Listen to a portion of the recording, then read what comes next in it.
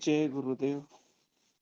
ध्यानमूलं गुरुर्मूर्ती, पूजामूलं गुरुर्पदं, मंत्रमूलं गुरुर्वाक्यं, मोक्षमूलं गुरुर्कृपा. या पावन अधिक मासामध्ये आपल्याला अधिक नामस्मरण, अधिक सदाचार युक्त होऊन शिवपूजन, शिवमय दृष्टी, शिवमय विचार, शिवमय आचार, शिवमय उच्चार, शिवमय व्यवहार करून आपलं जीवन पावन करायचं आहे. ज्या सद्गुरुनाथाच्या दर्शनानं, स्पर्शनानं आणि अमृतवाणीच्या श्रवणानं आमच्या जीवनाचं कल्याण होणार आहे. त्या परमपूज्य गुरु माऊलीचं आपल्याला मानसपूजन करायचं आहे. सर्वांनी सुखासनामध्ये बसायचं आहे.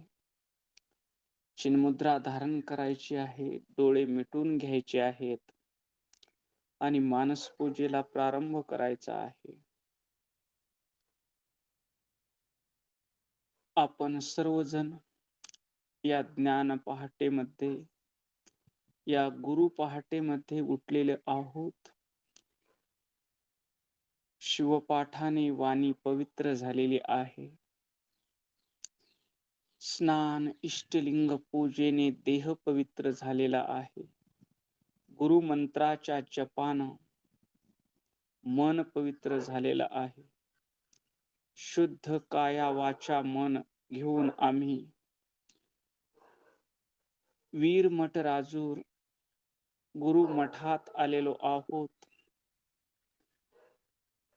मठात प्रवेश करताच आपल्याला परम शांतीचा, अद्भुत आनंदाचा, परम प्रसन्नतेचा अनुभव येत आहे.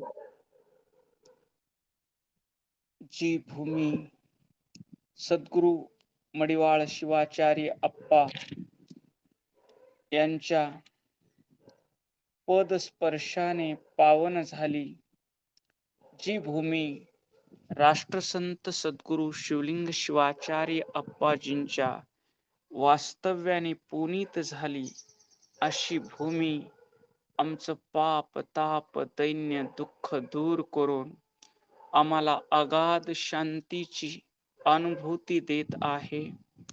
आम्ही मठामध्ये आलेलो आहोत. मठातील नळाची तुटी चालू करून स्वच्छ हात, पाय, तोंड धुतलेलं आहे.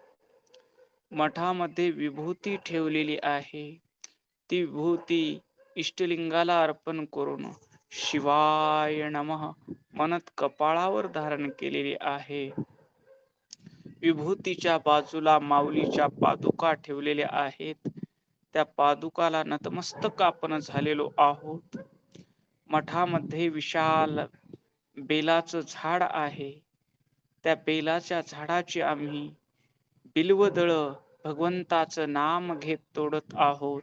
शिवाय नमः, शिवाय नमः, शिवाय नमः, शिवाय नमः, शिवाय नमः, शिवाय नमः. गुरुपूजनासाठी बिल्वदळ तोडलेले आहेत. आपण आता दुसऱ्या मजल्यावर जेथे परमपूज्य अप्पा बसतात तेथे आलेलो आहोत. परमपूज्य गुरु माऊली झोपाळ्यात बसलेले आहेत. कपाळावर पवित्र भस्म लावलेला आहे, कुमकुम लावलेला आहे. शुभ्र पांढरा शर्ट, पांढरी धोती परिधान केलेले आहे.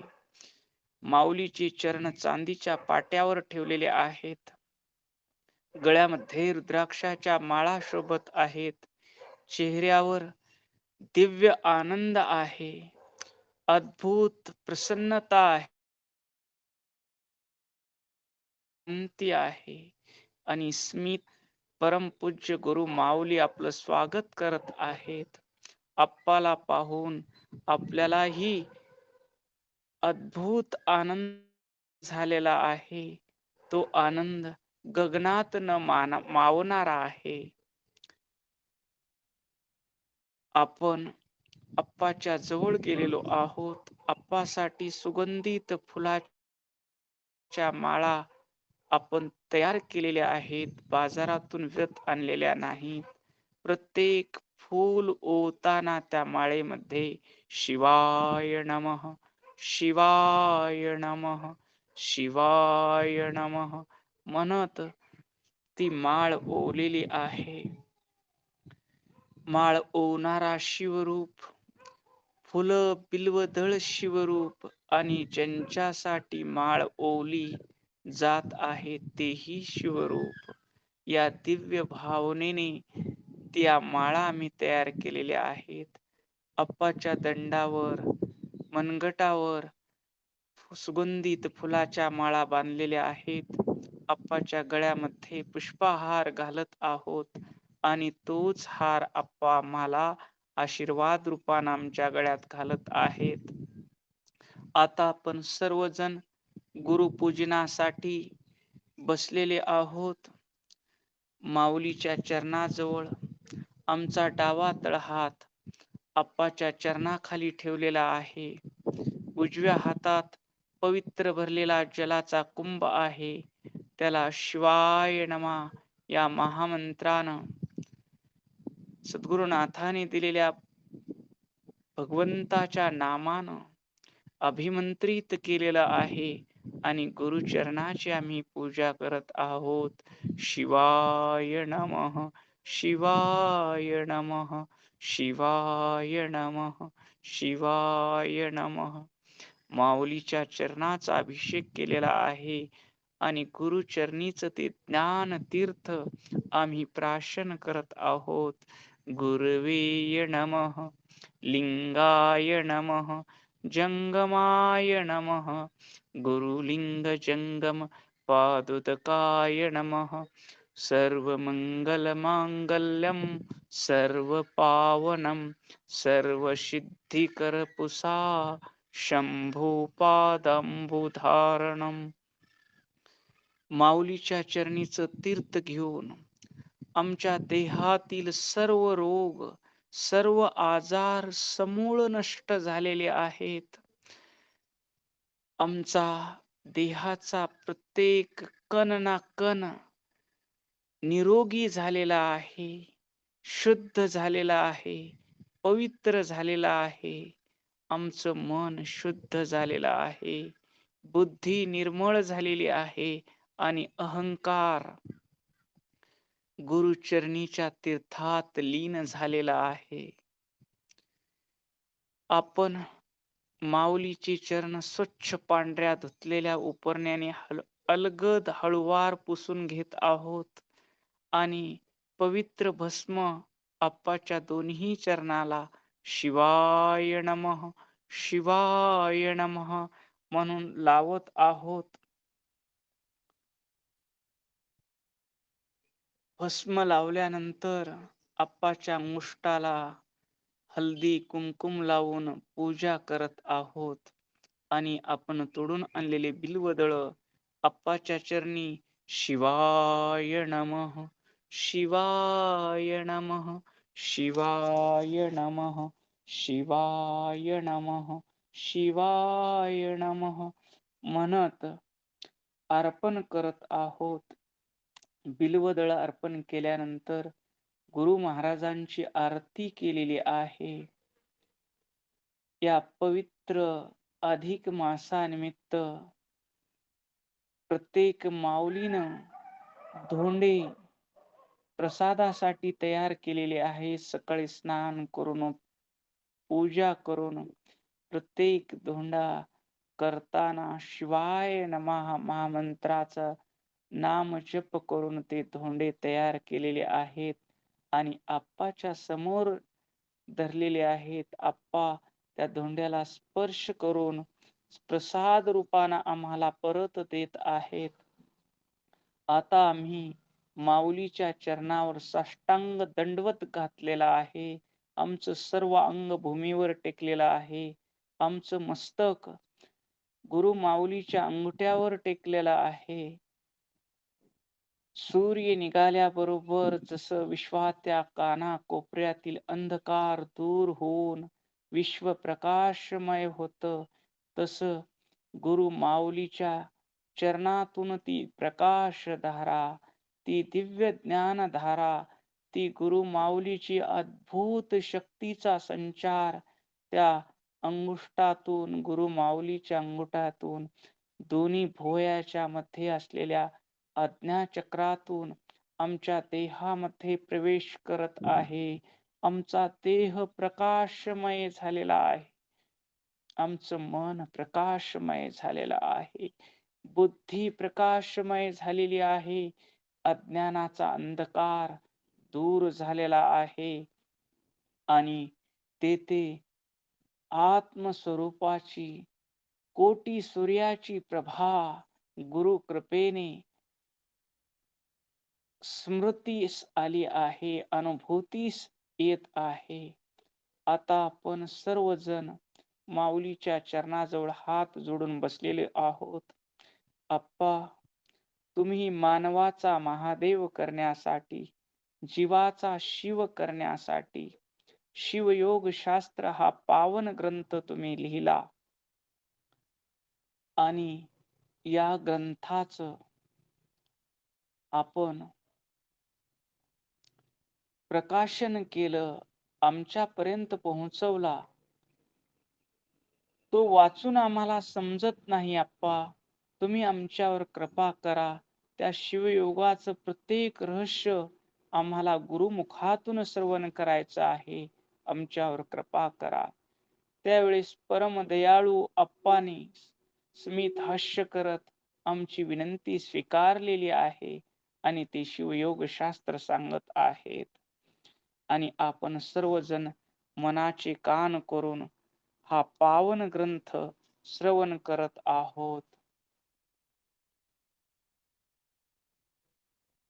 ब्रह्मानंदम परमसुखदम केवलम ज्ञानमूर्तिं द्वंद्वातीतं गगनसदृशं तत्त्वमस्यादिलक्ष्यम् एकं नित्यमिमलमचलं सर्वधी साक्षभूतं भावातीतं त्रिगुणरहितं श्रीगुरुं तन्नमामि. अज्ञानतिमिरान्धस्य ज्ञानाञ्जनशलाकया चक्षुरुन्मीलितं येन तस्मै श्री गुरुवे नमः. तस्मै श्री गुरुवे नमः. तस्मै श्री गुरुवे नमः.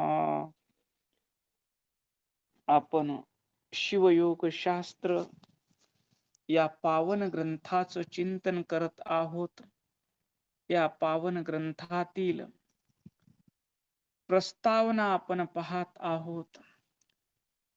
प्रस्तावनेतील परशिव परब्रह्म आणि शिवतत्व हा भाग आपण पाहत आहोत. आपण पाहिलं, यदा तमस्तन्न दिवान रात्रीन सन्न चासत शिव एव केवलम तदक्षरम तस्य वितुर्वरण्ये प्रज्ञाच तस्मात् प्रसरता पुराः. साधक सद्गुरुनाथाला शरण जातो आणि शुद्ध अंतकरणाच्या शिष्याला सद्गुरुनाथाच्या वाणीचं श्रवण करून, मनन करून, निधिध्यासन करून आपण शिव आहोत ही अनुभूती येते आणि तो दिवस रात्र सुख दुःख मान अपमान सर्व द्वंद्वाच्या पलीकडे जाऊन शिव एव केवलम या पदामध्ये स्थिर होतो. आपण अविनाशी आत्मा आहोत. या देहाला प्रकाशित करणारे, या विश्वाला प्रकाशित करणारे चैतन्य स्वरूप आहोत आणि माझ्या आत्मस्वरूपाचा विकास म्हणजेच ही विश्व आहे.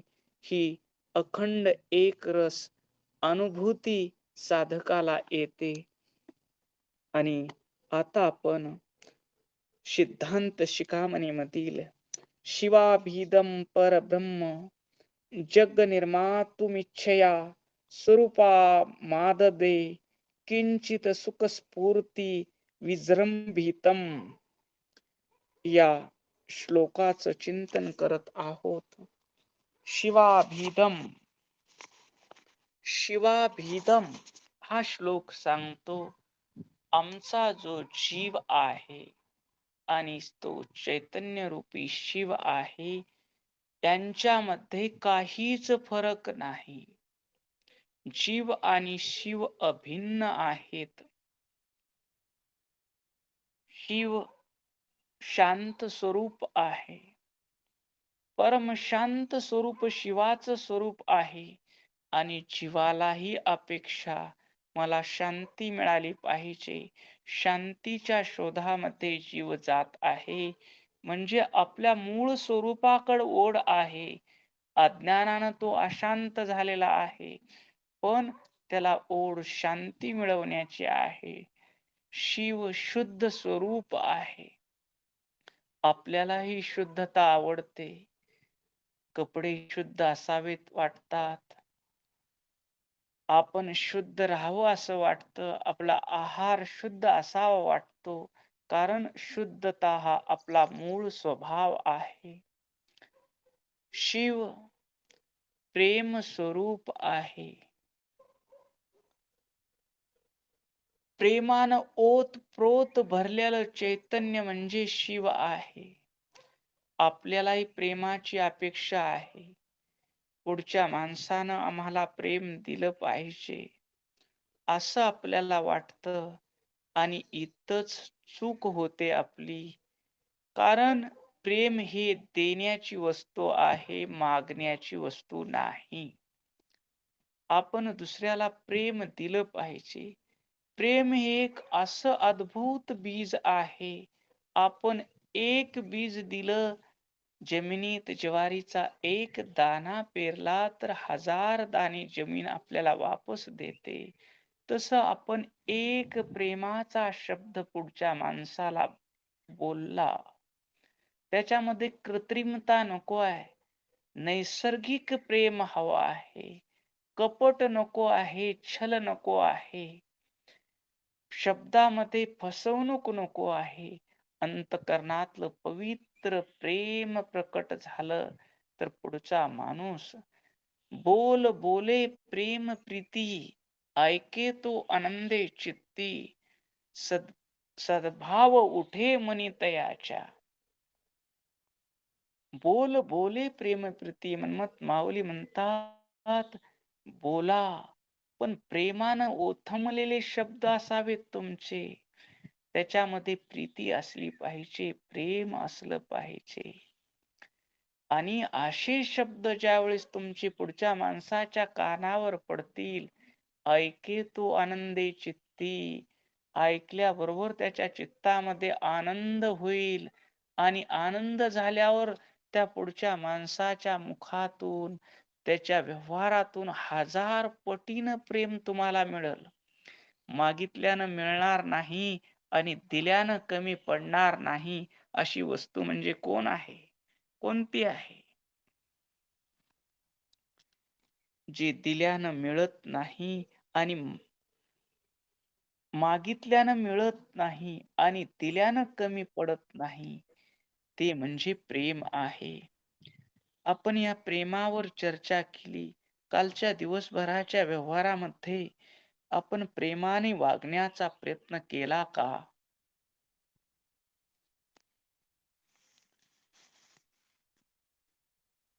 हा शिवयोग शास्त्र ग्रंथ मानवाचा महादेव करणारा आहे, जीवाचा शिव करणारा आहे. हा केवळ ऐकून चालणार नाही, तर हा ग्रंथ, या ग्रंथातील विचार, गुरुमुखातून निघालेली अमृतवाणी आमच्या आचारात, आमच्या विचारात, आमच्या उच्चारात आणि आमच्या व्यवहारात आली तरच आमचं जीवन पावन होणार आहे. काल आपण अभ्यास केला का? प्रेम देण्याचा अभ्यास केला का?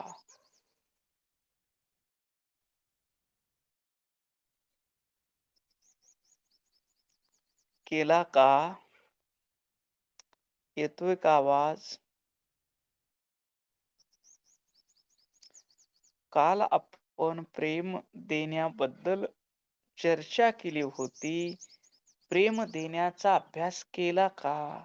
दिवसभर पुढच्या माणसाला नैसर्गिकरित्या स्वभावतः प्रेमानं बोलण्याचा आपण प्रयत्न केला का?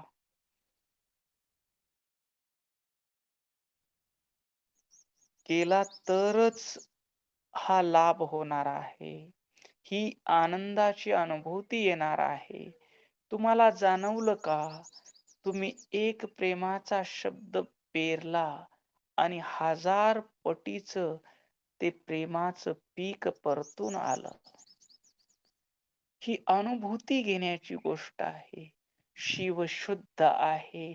आपणही शुद्ध आहोत. कारण आपलं आत्मा आणि शिव वेगळं नाही. शिव पवित्र आहे. आम्हीही पवित्र आहोत. शिव निर्मळ आहे. आम्हीही निर्मळ आहोत.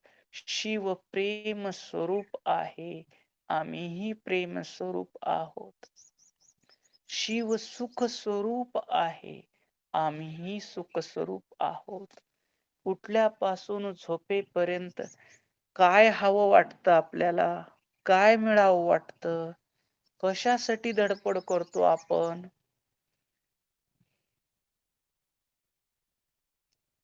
काय मिळावं म्हणून धडपड करतो आपण?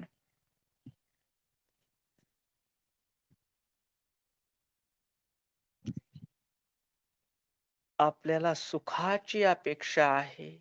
सुख मिळालं पाहिजे असं आपल्याला वाटतं. कारण गंगा गंगेची धडपड वाहनं, खळखळणं, तिचं धावणं कुणासाठी आहे? कुणासाठी आहे तिचं धावणं? सागरात नेण्यासाठी. जय गुरुदेव. कुणासाठी? सागरासाठी. सागरासाठी. आपल्या मूळ स्वरूपात जाण्यासाठी गंगा वाहते. गंगेचं वाहनं कुणासाठी आहे? आपल्या मूळ स्वरूपात प्रविष्ट होण्यासाठी आहे.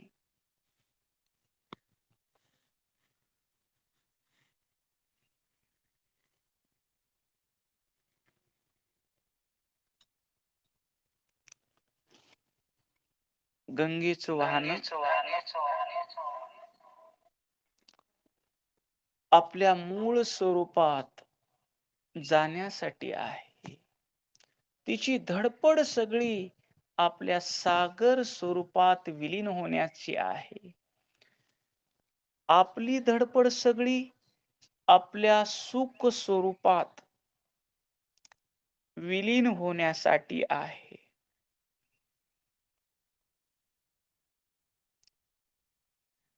तर आपली उठल्यापासून झोपेपर्यंतची सुख मिळवण्याची अपेक्षा आहे.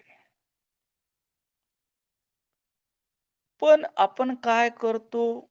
दुसऱ्यानं मला सुख दिलं पाहिजे. नवऱ्याला अपेक्षा आहे, बायकोनं सुख दिलं पाहिजे. मुलांना अपेक्षा आहे, आई-वडिलांना सुख दिलं पाहिजे. नवऱ्याला अपेक्षा आहे, बायकोनं सुख दिलं पाहिजे. बायकोला अपेक्षा आहे, नवऱ्यानं सुख दिलं पाहिजे. आपल्याला अपेक्षा आहे, शेजाऱ्यानं मला सुख दिलं पाहिजे. पण इथंही आमची तीच चूक होत असते. सुख हे मागण्याची वस्तू नाही. मागितल्यानं ते कधीच मिळत नाही. सुख हे देण्याची वस्तू आहे. आपण स्वतः सुख स्वरूप आहोत. आपण सुख वाटण्यासाठी आलेलो आहोत. या धर्तीवर आपण कशासाठी आलेलो आहोत? दुसऱ्याला सुख देण्यासाठी आलेलो आहोत. आमच्या बोलण्यातून पुढच्या माणसाला सुख मिळालं पाहिजे. आमच्या डोळ्यानं पाहण्यातून सुख मिळालं पाहिजे. परमरहस्य सुख देण्याची ओवी आठवण आहे का? आमच्या डोळ्यानं कसं पाहावं? शब्दानं कसं शब्द उच्चारावं? परमरहस्यातली ओवी कुणाला आठवते का?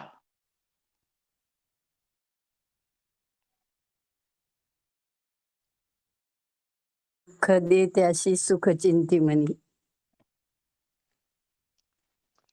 आमच्या डोळ्यानं पाहण्यानं दुसऱ्याला सुख झालं पाहिजे. आमच्या बोलण्यातून दुसऱ्याला सुख झालं पाहिजे.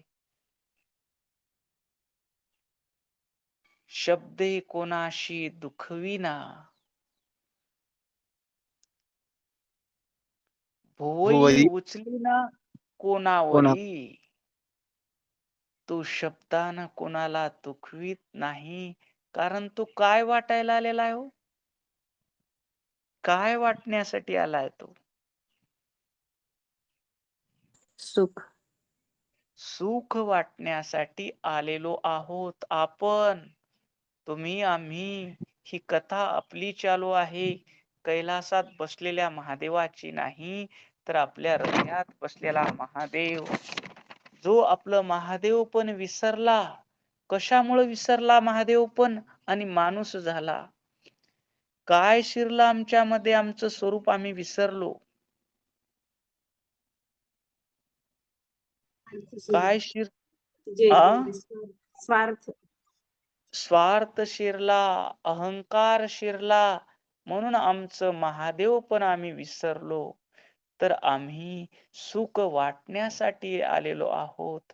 माऊली म्हणतात, तुम्ही जर लिंग पूजा करत असाल, तर तुमचं आचरण आशा धोरणी बोधीना, पूजा मान इच्छिना, पर स्त्रीस पाहिना, काम दृष्टी कदा. तुम्ही आशा, पुढच्या माणसांकडून मला काहीतरी मिळालं पाहिजे, ही आशा ठेवून तुम्ही धर्म दुसऱ्याला सांगितला नाही पाहिजे. हे शिवयोगाचं ज्ञान. तुम्हाला जे जे कळतंय ते दुसऱ्याला सांगताना, याच्याकडून मला पैसे मिळाले पाहिजेत, याच्याकडून मला मान मिळाला पाहिजे, याच्याकडून मला सन्मान मिळाला पाहिजे, अशी तुमची आशा तुमच्याकडे राहू नये. आशा धरूनी बोधीना. तुम्ही आशा ठेवलात की मी प्रवचनाला गेलो आहे, एवढं मला मानधन मिळालं पाहिजे, एवढे मला पैसे मिळाले पाहिजेत, त्या गावातल्या लोकांनी माझा सन्मान केला पाहिजे. अशी जर आशा ठेवून तुम्ही तेथे गेलात, तर तुम्हाला लिंग भक्ती, तुम्हाला शिवभक्ती कळालेली नाही. तिथं गेल्यानंतर तुम्हाला वाटू नये की मी महाराज आहे, माझी पूजा झाली पाहिजे, माझी पाद्य पूजा झाली पाहिजे, भक्तांनी मला हार घातले पाहिजेत, माझा मान सन्मान केला पाहिजे. आशा धरुणी बोधीना, पूजा मान इच्छिना. का इच्छित नाही तो पूजा मान? तो देण्यासाठी आलेला आहे, मागण्यासाठी नाही. तो प्रवचन कशासाठी करतोय? तुम्हाला सुख मिळालं पाहिजे. तो शिवयोग कशासाठी सांगत आहेत गुरु माऊली? तुम्हाला सुख स्वरूप आहात. तुम्ही सुख स्वरूप आहात ही अनुभूती देण्यासाठी. ते सुख देण्यासाठी आलेले आहेत. म्हणून ते तुमच्याकडून काहीच आशा करत नाहीत. 104 वर्षाच्या देहकालात माऊलीनी 1 रुपयाही दक्षिणेची अपेक्षा केली नाही ना, तुमच्याकडून कुठल्या मान सन्मानाची अपेक्षा केली नाही. अशा उन्हाळ्यामध्ये पहाटे 5 वाजता स्नान पूजा करून माऊली स्वयंपाक स्वतः करायचे आणि प्रसाद घेऊन पाणी पिल्यानंतर रखरखत्या उन्हामध्ये दिवसातून 5 प्रवचन करायचे. तोंडात पाणी नाही, अन्नाचा घास नाही. कारण आशा धरुणी बोधीना. ते कुठल्या आशेनं इथं या धरातलावर आलेच नाहीत. त्यांच्या शब्दानं तुम्हाला सुख मिळालं पाहिजे. त्यांच्या उपस्थितीतून तुम्हाला आनंद मिळाला पाहिजे. त्यांच्या दर्शनातून तुम्हाला शांती मिळालं पाहिजे. त्यांच्या शब्दातून तुम्हाला आनंद मिळाला पाहिजे, याकरता संत अवतरित होतात. अशा संताच्या स्पर्शानं, अशा संताच्या दर्शनानं आणि अशा संताच्या मुखातून निघालेल्या अमृतवाणीनं आम्हीही संत झालं पाहिजे. आम्हीही शिवस्वरूप झालो पाहिजे. आमच्यातही ते गुरुतत्व नांदलं पाहिजे. हे जर नांदायचं असेल तर पहिली गोष्ट लक्षात ठेवावी लागेल, आमचा जन्म सुख मागायसाठी झाला आहे का सुख द्यायसाठी झाला आहे?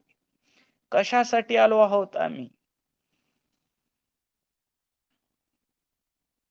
सुख द्यायसाठी आवाज झालेला सुख द्यायसाठी झालेला आहे. सुख देण्यासाठी झालेला आहे. पण आम्ही उलट करतो. पुढच्या बायकोनं मला सुख दिलं पाहिजे. बायकोनं मला मान दिला पाहिजे. बायकोनं माझा सन्मान केला पाहिजे असं पतीला वाटतं. आणि त्या बायकोलाही वाटतं मी दिवसभर काम करते आणि घरी आल्यावर तू खूप काम केलीस, तू खूप थकलीस, असं त्या पतीनं म्हटलं पाहिजे. ह्या अपेक्षेमुळं तो कधी तर म्हणायचा विसरला, हिचा दिवस खराब, त्याचा दिवस खराब. चालू झाली तनतन. कारण दोघही विसरले की मी सुख देण्यासाठी आलो आहे. माझा जन्म पुढच्या माणसाला सुख देण्यासाठी झालेला आहे.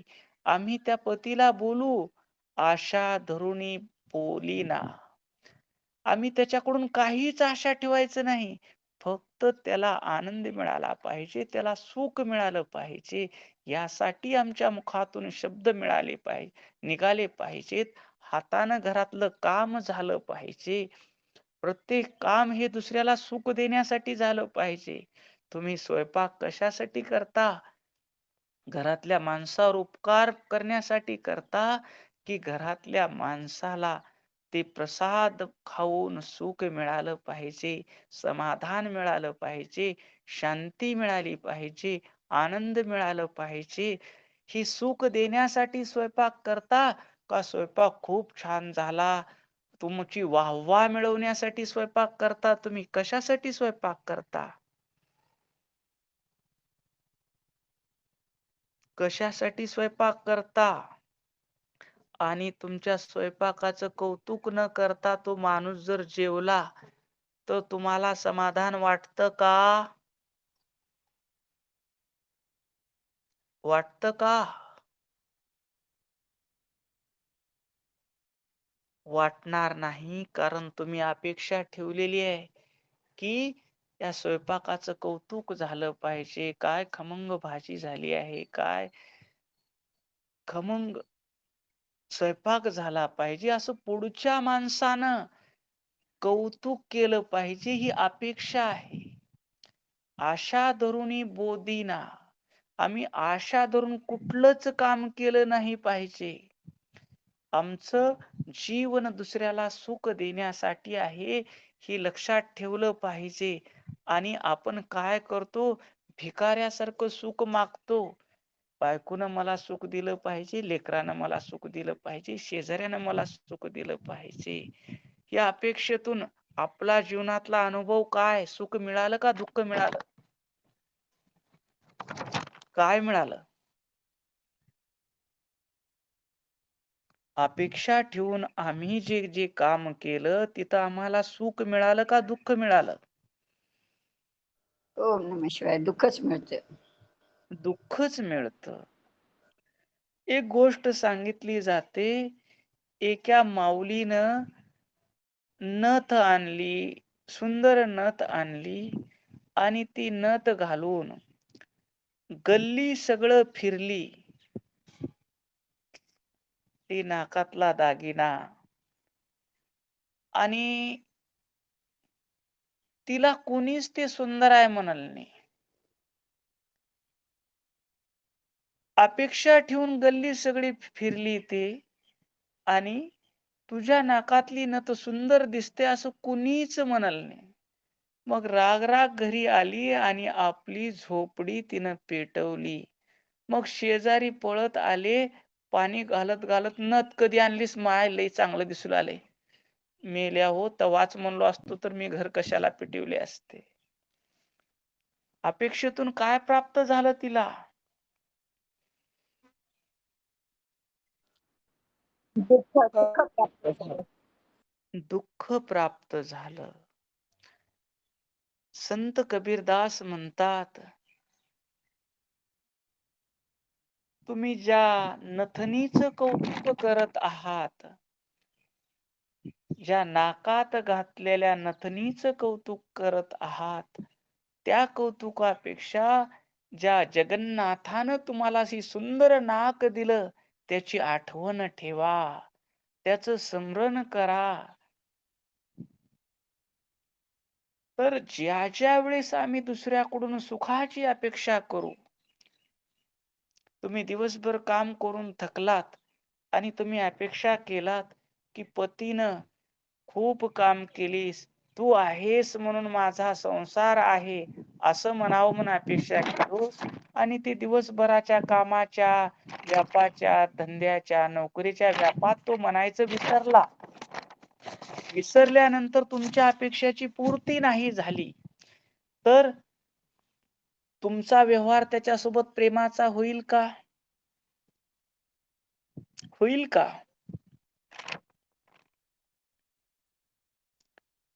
तुम्ही त्याला नीट बोलणार नाही. नीट नाही बोलल्यामुळं तो अजून अशांत होईल. पहिलंच अशांती घेऊन आलाय, ती बाहेरची सगळा टेन्शन घरला घेऊन आलाय आणि त्या टेन्शन मध्ये तुम्ही अजून एक पॉइंट वाढवलो. मग तो तुम्हाला सुख देईल का दुःख देईल? काय करेल? दुःख देईल. हे जीवन प्रेम देण्यासाठी मिळालेलं आहे, सुख देण्यासाठी मिळालेला आहे. तो माणूस थकून भागून आला, व्यापार करून आला, नोकरी करून आला, या बसा, थोडं पाणी द्या, तांब्यावर खर्च काहीच नाही, स्वच्छ हातपाय तोंड धुवा, फ्रेश व्हा, ही विभूती लावा, मी तुमच्यासाठी चहा करून आणते, म्हणजे तुमचा तणाव दूर होईल, असे तुम्ही शब्द वापराल, त्यावेळेस त्या माणसाचं काय होईल हो? काय होईल? त्याचं सगळं तुमच्या 2 शब्दानं सगळा तणाव दूर होईल आणि तुमच्या 2 शब्दातून मिळालेलं सुख तो शतपटीनं, सहस्त्रपटीनं वापस करेल. तो स्वतःला भाग्यवान समजेल. भलं मला नोकरीत व्याप असल, धंद्यामध्ये फायदा तोटा असल, पण ही ईश्वरानं माझ्यासाठी पत्नी दिलेली आहे, ती सुख देणारी आहे. माझा दिवसभराचा तणाव तिच्या अमृतासारख्या शब्दानं दूर झालेला आहे. देवा, मला तू व्यापारामध्ये दान दिलास, नोकरीत दान दिलास, पण ही माझी अर्धांगिनी जी केवळ तिला काहीच अपेक्षा नाही, मला सुख मिळावं. माझ्या या दारिद्र्याच्या संसारात, माझ्या या कष्टाच्या संसारात तिनं कधी प्रशब्द काढला नाही. तो कृतार्थ होतो आणि तोही प्रेमानं बोलू लागतो. चहा घेत घेत म्हणतो, मला तुला काही देता आलं नाही, तुला भारी साड्या आणता आल्या नाहीत, पण जे आहे ते आनंदाने आपण जगू. कधीतरी आपले दिवस पालटतील, तोही प्रेमानं शब्द बोलू लागतो आणि घरी आल्यानंतर झोपेपर्यंतचा तुमचा व्यवहार कसा होतो? सुखमय होतो, प्रेममय होतो. तर सुखाची गुरुकिल्ली आपल्याला कळाली का? कळाली का सुखाची गुरुकिल्ली? सुख कसं मिळेल? मागितल्यानं मिळेल की दिल्यानं मिळेल? दिल्यानं मिळेल. जय गुरुदेव.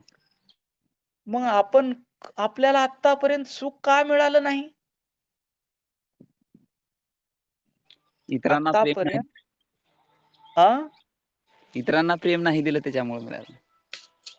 आपण सुख मागत गेलो, आपण प्रेम मागत गेलो आणि आपण विसरलो प्रेम सुख ही द्यायची वस्तू आहे, मागायची नाही. तर कारण शिवाभिधम शिवाभिधम या श्लोकातलं पहिलं पद आहे. शिव सुख स्वरूप आहे. त्या शिवाची पूजा करायची झाली तर आम्हीही सुख स्वरूप झालो पाहिजे. आम्ही पुढच्या माणसाकडून अपेक्षा ठेवली नाही पाहिजे. माऊली खूप सुंदर सांगतात. आशा धरुणी बोधिना. त्याचं बोलणं, त्याचं वागणं, त्याचं चलणं, बोलणं पुढच्या माणसाकडून कसलीच अपेक्षा न ठेवता निरपेक्षपणे तो वागतो. पूजा मान इच्छिना. मी घरी आल्यावर मला मान दिला पाहिजे, मला सन्मान दिला पाहिजे, ही अपेक्षा नाही त्याच्याकडं. तो संतत्वात आला, तो गुरुतत्वात आला. पूजा मान इच्छेना आणि त्याच्या दृष्टीत स्त्री पुरुष हा भेदच राहिला नाही. सर्वांमध्ये माझा आत्माच आहे. पर स्त्रीस पाहिना कामदृष्टी कदा. तो स्त्रीला स्त्री म्हणून पाहत नाही, तिला भगवती म्हणून पाहतो, तिला चितशक्ती म्हणून पाहतो, तिला आदिशक्ती म्हणून पाहतो. आई म्हणून पाहताना कामवासना निर्माण होईल का? स्त्रीनं पुढच्या पुरुषाला भगवान शिव आहेत या भावनेनं पाहिलं तर तिथं कामवासना निर्माण होईल का? होईल का?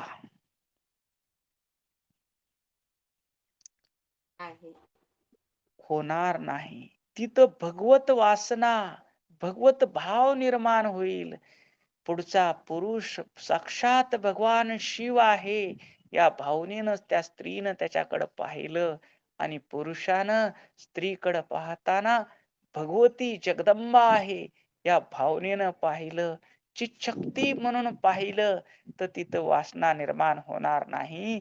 याच्याही पलीकडे जाऊन तो त्या हाडामासाच्या देहाला मलमूत्राने भरलेल्या कोठाराला पाहणार नाही.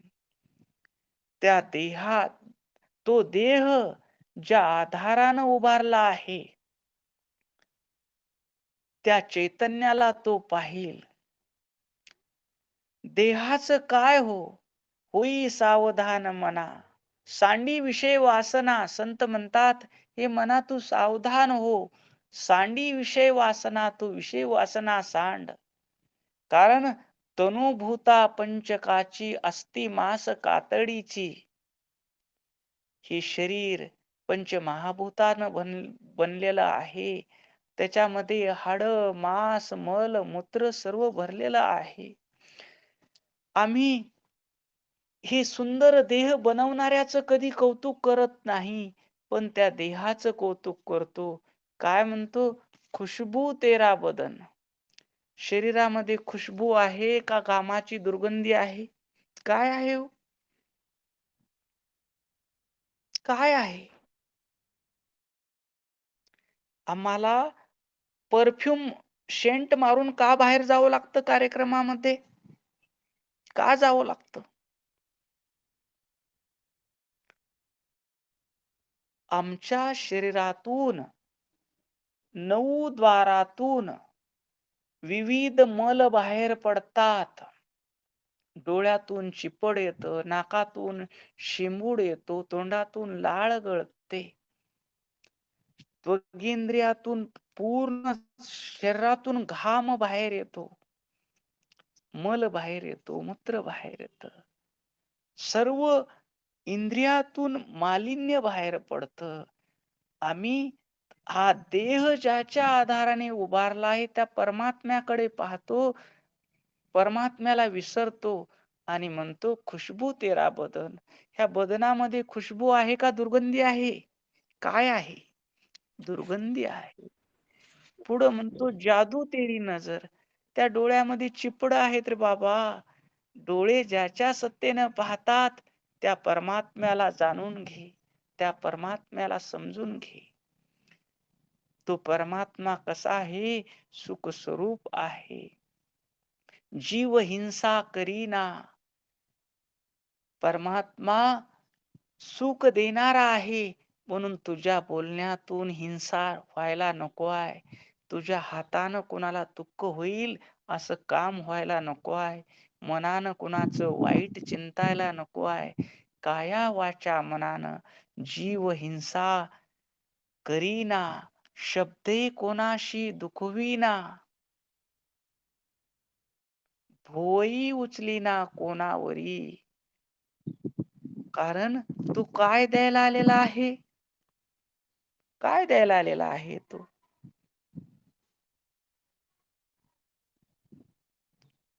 काय द्यायला आलेला आहे तो? म्हणून हिंसा करत सुख द्यायला आलेला आहे. तो कोण आहे? परमात्मा. आपण स्वतः विचारा स्वतःला, मी दुसऱ्याला सुख देतो का? मी दुसऱ्याला प्रेम देतो का? आजपर्यंतचा अनुभव काय आहे तुमचा? तुम्ही सुख देत आलात का सुख मागून दुःखी होत आला? प्रेम देत आला का प्रेम मागून प्रेमाच्या अपेक्षेनं तुमच्या पदरात दुःख पडलं? काय झालं नेमकं?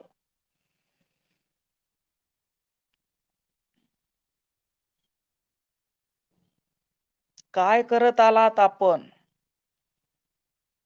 मागत आलो. मागत आलो. मिळालं काय तुम्हाला? दुःख. दुःख मिळालं. अवघाची संसार सुखाचा करीन, आनंदे भरीन तिन्ही लोक. कोणी म्हटलं हे? हे कोण म्हणलं? कोण्या संताचे उद्गार आहे ते? आ? कोणत्या? तुकाराम महाराज. तुकाराम ज्ञानेश्वर. ज्ञानेश्वर माऊलीचे उद्गार आहेत. अवघा संसार सुखाचा करीन, आनंदे भरीन तिन्ही लोक. त्यांना आठवण होती की मी सुख देण्यासाठी आलेलो आहोत. त्यांचे आई वडील वडिलांनी संन्यास घेतला आणि ते काशीला गेले. त्यावेळेस तिथं सद्गुरूने सांगितलं ज्ञानेश्वर माऊलीच्या वडिलाला, विठ्ठल पंथांना, की तुम्ही जा, परत जा, संसारात जा आणि ग्रस्त आश्रमात परत जा. मग गुरुची आज्ञा म्हणून ते परत आले आणि ज्ञानेश्वर, निवृत्तीनाथ ज्ञानेश्वर, सोपान आणि मुक्ताई 4 मुलं जन्माला आले. गुरुची वाणी फोल ठरत नसते. तुझ्या पोटी संत जन्माला येणार आहेत म्हणून तुझं कर्तव्य ग्रस्त आश्रमात आहेत. जगाला 4 रत्न द्यायचे आहेत. तू इथं संन्यास घेऊन बसू नको. त्यांनी गुरुचे शब्द स्वीकारले आणि परत आले ग्रस्त आश्रमात. 4 लेकरं झाली. त्या काळच्या सनातन मंडळींनी, त्या काळच्या ब्राह्मण विद्वानांनी संन्याशाची पोरं म्हणून हिणवलं. त्यांना भिक्षा वाढली नाही. इतका त्रास दिला की त्यांच्या आई वडिलाला देहांत प्रायश्चित्ताची शिक्षा दिली. संन्यास घेऊन तुम्ही ग्रस्ताश्रम स्वीकारलेला आहे. त्यावेळेस ज्ञानेश्वर माऊलीच्या आई वडिलाला छोटे छोटे चिमुकले लेकर टाकून इंद्रायणीमध्ये उडी मारून जीव द्यावा लागला. इतका त्रास दिला लोकांनी. पण माऊलीनी ज्यावेळेस ईश्वराकडे दान मागितलं, पसाय दान मागितलं, तर सगळ्यात अगोदरचं दान कुणासाठी मागितलं?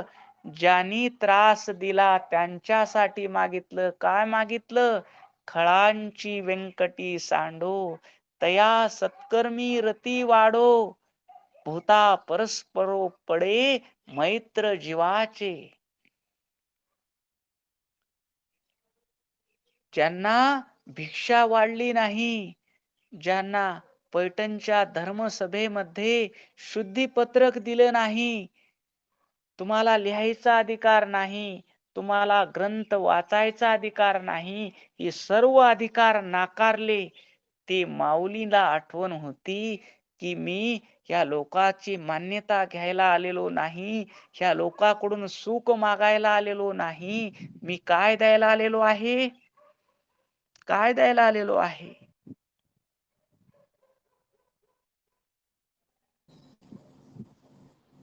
सुख. सुख द्यायला. मी सुख द्यायला आलेलो आहे. तेवढा तर छळ, तेवढा तर त्रास आम्हाला कोणी देत नाही. देतय का? जेवढा त्रास ज्ञानेश्वर माऊलीला झाला, जेवढा त्रास मन्मथ माऊलीला झाला. मन्मथ माऊली तर झोपडीत झोपलेले असताना रात्रच्या लोकांनी पेटवून दिली. त्या पेटवून देणाऱ्यासाठी पहिलं प्रसादात काय मागितलं माऊलीनं? काय मागितलं? देवाला ज्यावेळेस मागायची वेळ आली त्यावेळेस प्रसादात माऊली काय मागतात?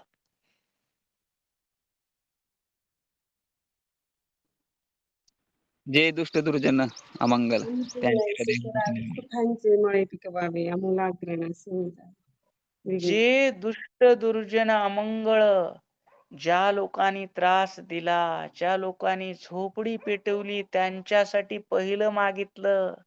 जे दुष्ट दुर्जन अमंगळ. हे भगवंता, देव काय करतो?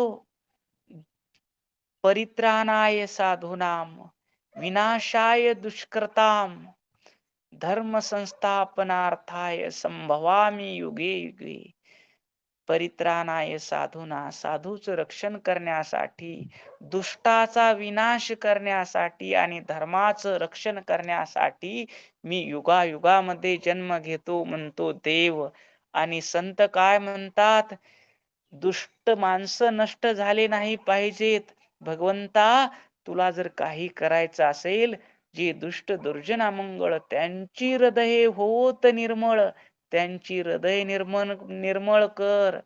जे खळखळणारे माणसं आहेत, जे खळांची व्यंकटी सांडो, त्यांच्या मनाचं दुष्टपण सांडून टाका आणि तया सत्कर्मी रती वाढो आणि त्यांना चांगल्या क्रमामध्ये आवड निर्माण होऊ द्या. भूता परस्पर पळो मैत्र जीवाचे आणि माणसा माणसामध्ये प्रेम निर्माण करा, मित्रत्व निर्माण करा. हे कोणी मागितलं? संतांनी मागितलं. संतांनी सुख मागितलं का जगाकड? जगाला मी सुख देण्यासाठी आलेलो आहो, हे संतांनी दाखवलं. समुद्र मंथनातून काय निघालं? रत्न निघाले.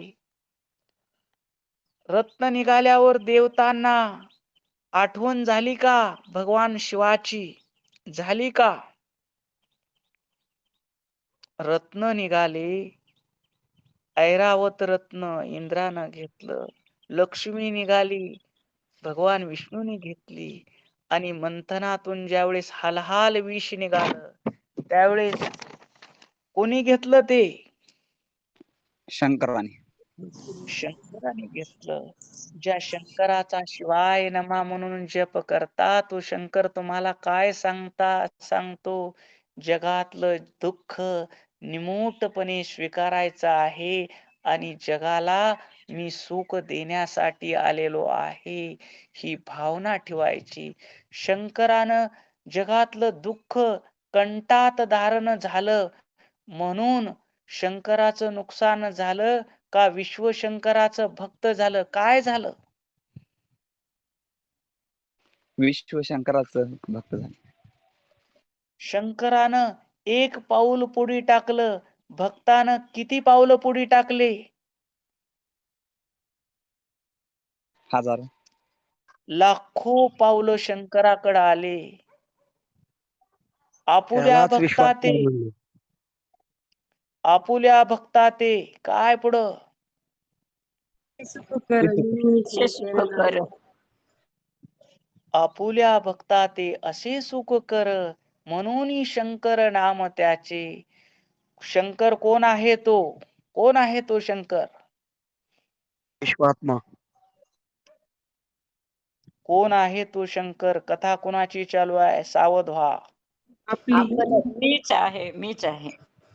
मीच तो शंकर आहे. मग माझं कर्तव्य काय? मी कसं असलं पाहिजे? सुख मागणारा का सुख देणारा? देणारा. सुख देणारा.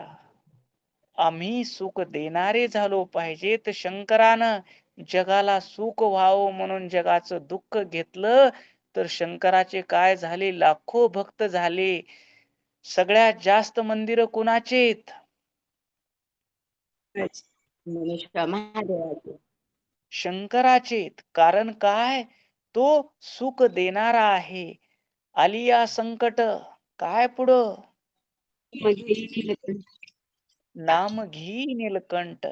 जो तुमची संकट घेतो, जो तुमचे दुःख घेतो आणि त्याच्या बदल्यात तुम्हाला काय देतो? सुख. सुख. सुख देतो. आम्हाला शिवपूजा करायची असेल, शिवाय नमा नामाचा जप करायचा असेल, शिवपाठ म्हणायचा असेल आणि स्वतः शिवस्वरूप व्हायचं असेल तर काय करावं लागेल?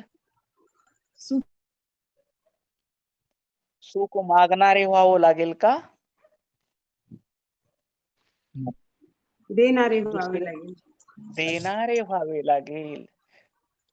त्याच्याही पुढे जाऊन आमचे गुरु माऊली आयुष्यभर काय केले? त्यांनी दिले का मागितले?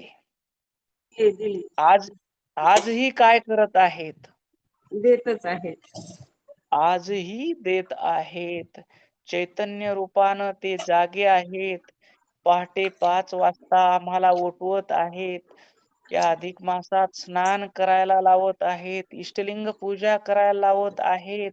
मानस पूजेमध्ये मठामध्ये बोलवून घेत आहेत. चरणाजवळ बसवून घेऊन हे शिवयोगाचं रहस्य सांगत आहेत. याच्या बदल्यात तुम्ही काय देता त्यांना? काय देता? काय दिलं? आचरण काही करण्याचा प्रयत्न चालू ठेवला. त्यांना काय दिलं का तुम्ही? काही मागितलं का त्यांनी? काहीच नाही. नाही. काहीच मागितलं नाही. कारण ते आलेले आहेत कशासाठी? अवघाची संसार सुखाचा करीन. मी सुख स्वरूप आहे. दुसऱ्याला मी सुख दिलं पाहिजे. सर्व लोक सुखी झाले पाहिजेत. सर्वे भवन्तु सुखीनाम. आमचं स्वरूप कसं आहे? आत्मा सुख स्वरूप आहे. आमचा विचार कसा आहे? कसा झाला पाहिजे? सर्वांना सुख मिळालं पाहिजे. सर्वे संतु निरामयाः. सर्वांना उत्तम आरोग्य लाभलं पाहिजे. सर्वे संतु निरामयाः. सर्वे भद्राणि पश्यन्तु. सर्वांचं कल्याण झालेलं माझ्या डोळ्यानं मला पाहायला मिळालं पाहिजे. मा कश्चित दुःख भाग भवेत. आणि किंचितही सुईच्या टोका एवढंही दुःख कुणाच्या वाट्याला येऊ नये. ही अखंड प्रार्थना आमच्या हृदयात चालली पाहिजे. आम्ही काय करतो? दिवसभरातून, आमच्या बोलण्यातून, आमच्या वागण्यातून कितीतरी लोकांना दुःख पोहोचत असेल तर ती आमची शिवपूजा होईल का? होईल का? नाही. तर आजच्या या शिवाभीदम परब्रह्म जग निर्मातुमिच्छया स्वरूपमाददे किंचित सुख स्फूर्ती विजृंभितम. या श्लोकातल्या शिवाभीदम पदाचा भाव सांगतो. आम्ही सुख स्वरूप आहोत आणि दुसऱ्याला सुख देण्यासाठी आलेलो आहोत. आम्ही एक पट सुख दिलं तर 1000 पटीनं ते आमच्याकडे येणार आहे आणि अवघा संसार सुखाचा होणार आहे. या पवित्र अधिक मासात आपण पहाटेच्या ब्रह्ममुहूर्तावर या ज्ञान पहाटेत सद्गुरुनाथाचं दर्शन, पूजन आणि गुरुमुखातून शिवयोग शास्त्र श्रवण ही भक्ती परमपूज्य माऊली आपल्याकडून करून घेत आहेत. या आनंद सोहळ्यासाठी आपण सर्वांनी मानस पूजेला बसायचं आहे. सर्वांनी सुख आसनामध्ये बसून चिन्मुद्रा धारण करायची आहे. डोळे मिटून घ्यायचे आहेत. पाठीचा कणा ताठ ठेवायचा आहे आणि मानस पूजेला प्रारंभ करायचा आहे. आपण या ज्ञान पहाटेमध्ये उठून प्रथम सद्गुरुनाथाचं ध्यान केलेलं आहे.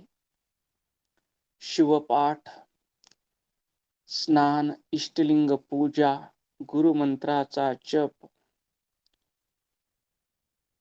वाणी, शरीर आणि मन शुद्ध झालेला आहे आणि या त्रिकरण युक्त शुद्धी करून आपण वीरमठ राजूर येथे गुरु माऊलीच्या दर्शनासाठी आलेलो आहोत.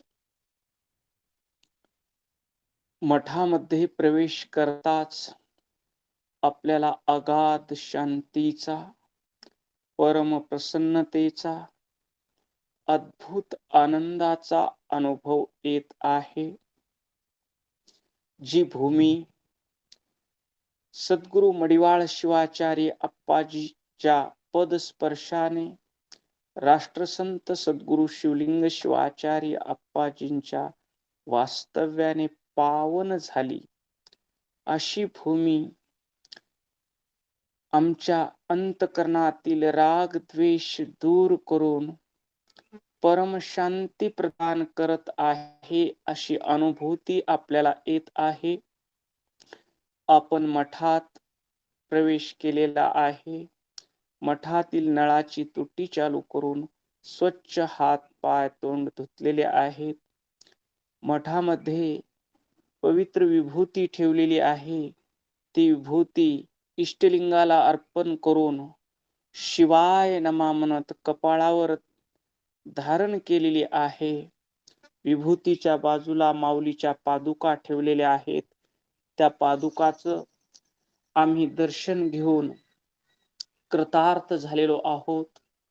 मठामध्ये विशाल बेलाचं झाड आहे, जे अखंड गुरुसेवेनं पावन झालेलं आहे.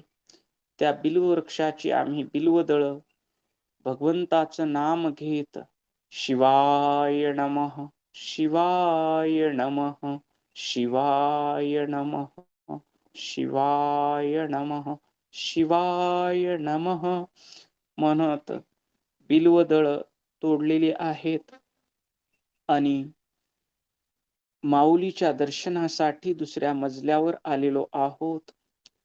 तेथे परमपूज्य आप्पा झोपाळ्यावर बसलेले आहेत. कपाळावर त्रिपुंड भस्म लावलेला आहे. आज्ञाचक्रावर कुंकुम लावलेला आहे आणि शुभ्र पांढरा शर्ट, पांढरी धोती परिधान केलेली आहे.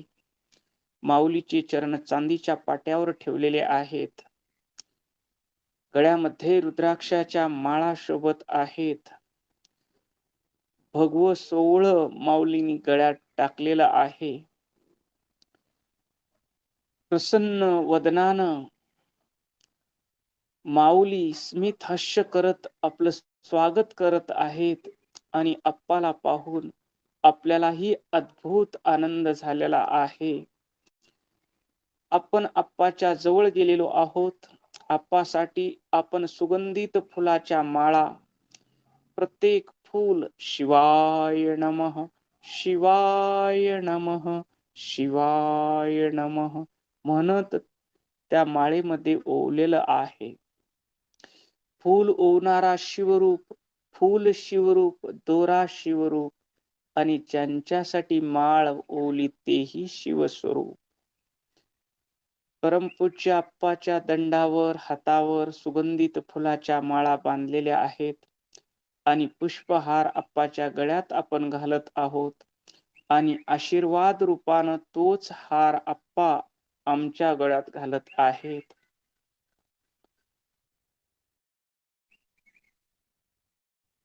परमपूज्य माऊलीच्या चरणाच्या पूजनासाठी आपण सर्वजण माऊलीच्या चरणाजवळ बसलेलो आहोत. आमचा डावा तळहात आप्पाच्या चरणाखाली ठेवलेला आहे आणि उजव्या हातात पवित्र भरलेला जलाचा कुंभ आहे. त्या पवित्र जलानं शिवाय नमः, शिवाय नमः, शिवाय नमः, शिवाय नमः म्हणत आप्पाच्या चरणाचा अभिषेक केलेला आहे. अभिषेक केल्यानंतर ते गुरुचरणीचं तीर्थ, ज्ञान तीर्थ आम्ही घेत आहोत. गुरुवे नमः, लिंगाय नमः, जंगमाय नमः, गुरुलिंग जंगम पादुदकाय नमः. सर्वमंगलमांगल्यं सर्वपावनं सर्वसिद्धिकरपुषा शंभो पादांबुधारणं. गुरुचरणीचं तीर्थ प्राशन केलेलं आहे. त्या तीर्थाच्या प्रभावानं आमच्या शरीरातील सर्व रोग समूळ नष्ट झालेले आहेत. आमचा देह निरोगी कंचन काया झालेला आहे. आमचं मन शुद्ध झालेलं आहे. वाणी पवित्र झालेली आहे. बुद्धी निर्मळ झालेली आहे आणि अहंकार त्या गुरुतीर्थात लीन झालेला आहे. माऊलीच्या तीर्थानं आम्ही पावन झालेलो आहोत. आता माऊलीचे चरण आम्ही स्वच्छ धुतलेल्या पांढऱ्या वस्त्राने अलगद पुसून घेऊन चरणाला विभूती लावत आहोत. शिवाय नमः, शिवाय नमः. दोन्ही चरणाला विभूती लावलेली आहे. अंगुठ्याला हळदी कुंकू लावत आहोत आणि आपण तोडून आणलेले बिल्वदळ माऊलीच्या चरणावर समर्पित करत आहोत. शिवाय नमः, शिवाय नमः, शिवाय नमः, शिवाय नमः, शिवाय नमः. बिल्वदळ समर्पित करून गुरु माऊलीची आरती केलेली आहे. हा अधिक मास असल्यामुळं प्रत्येक माऊलीनी पहाटे उठून शुचिर्भूत होऊन लिंग पूजा करून शिवाय नमा म्हणत माऊलीसाठी धोंड्याचा प्रसाद केलेला आहे आणि आप्पा त्या प्रत्येक माऊलीच्या हातातील ताटाला स्पर्श करून तो प्रसाद रूपानं धोंड्याचा प्रसाद आपल्याला परत देत आहेत. आपण माऊलीच्या चरणावर साष्टांग प्रणिपात केलेला आहे. आपलं सर्वांग मठातील भूमीवर टेकलेला आहे. मस्तक आप्पाच्या अंगुठ्यावर टेकलेला आहे आणि आप्पाच्या देहातील ज्ञानधारा त्या अंगुठ्यातून पायाच्या आमच्या मस्तकात प्रवेश करत आहे. तो शक्तिपाताची आपल्याला अनुभूती येत आहे. सूर्य निघाल्यावर जसं विश्वातील काना कोपऱ्यातील अंधकार दूर होऊन प्रकाशमय होतं विश्व, तसं माऊलीच्या चरणातून ती ज्ञानधारा, ती प्रकाशधारा आमच्या देहात प्रवेश करत आहेत आणि आमच्या देहातील अज्ञानाचा अंधकार जाऊन तिथं देह प्रकाशमय झालेला आहे. तेथे कोटी सूर्याची प्रभा, परमहंस शिव उभा, स्वानंदाचा गाभा दमदमीत असे ही अनुभूती आपल्याला येत आहे. आपण सर्वजण आता आप्पाच्या चरणाजवळ हात जोडून बसलेलो आहोत आणि विनंती करत आहोत. आप्पा, तुम्ही मानव मात्राच्या कल्याणासाठी शिवयोग शास्त्र नावाचा पावन ग्रंथ लिहिलेला आहे आणि तो पावन ग्रंथ आम्हाला आपल्या मुखातून श्रवण करायचा आहे. आमच्यावर कृपा करा आणि ते शिवयोग शास्त्र आम्हाला सांगा.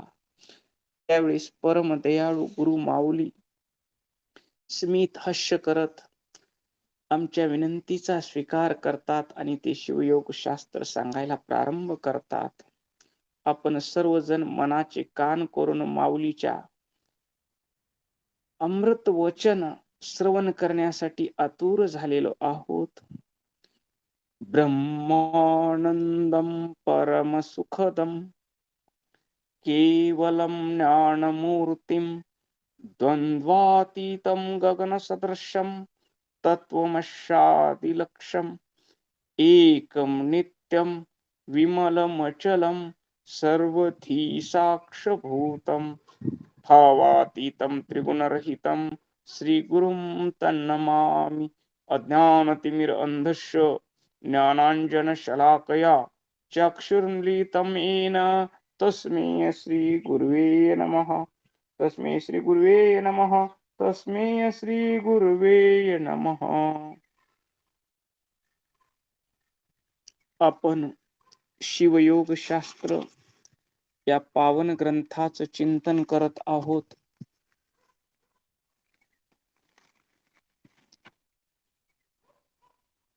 या ग्रंथातील परशिव परब्रह्म आणि शिवतत्व या प्रस्तावनेतील प्रकरणाचा आपण विचार करत आहोत.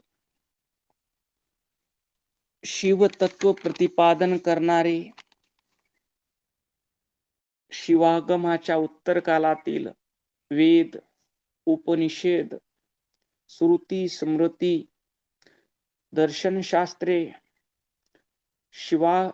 त्यानंतर पुराणे या सर्वांमध्ये जेथे जेथे शिवतत्व प्रतिपादन केलं आहे ते आचार्य भगवत्पादांनी स्वीकारलं आहे.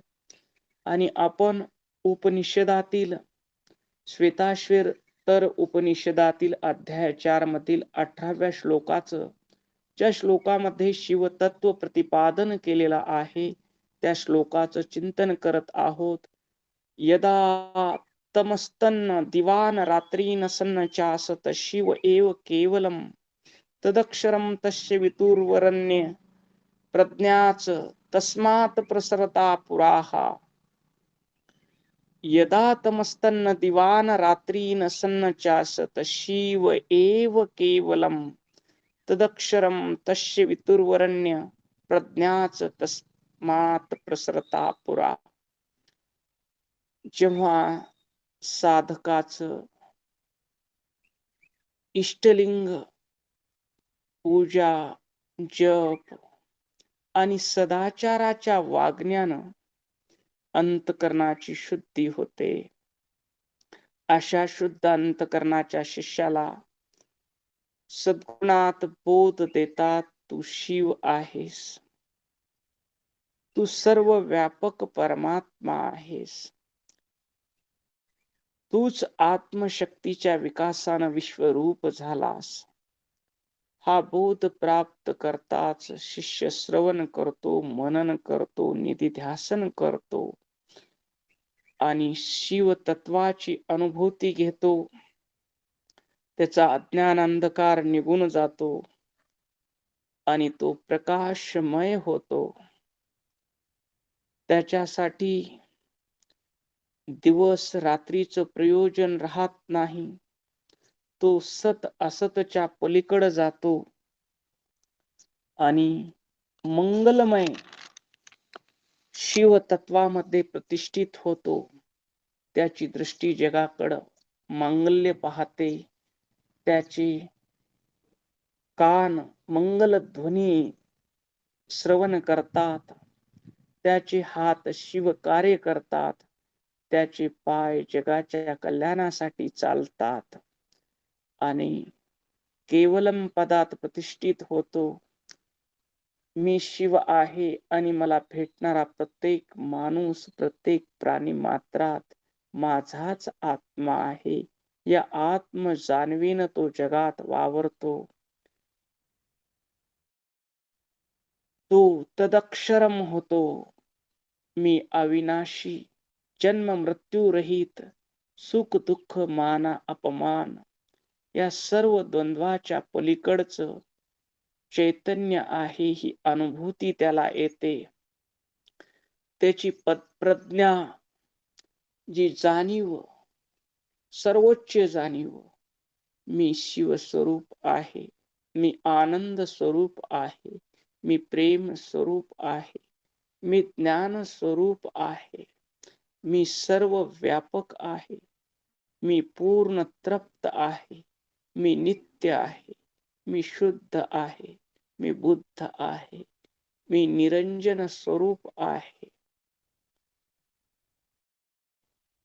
मी कालातीत आहे,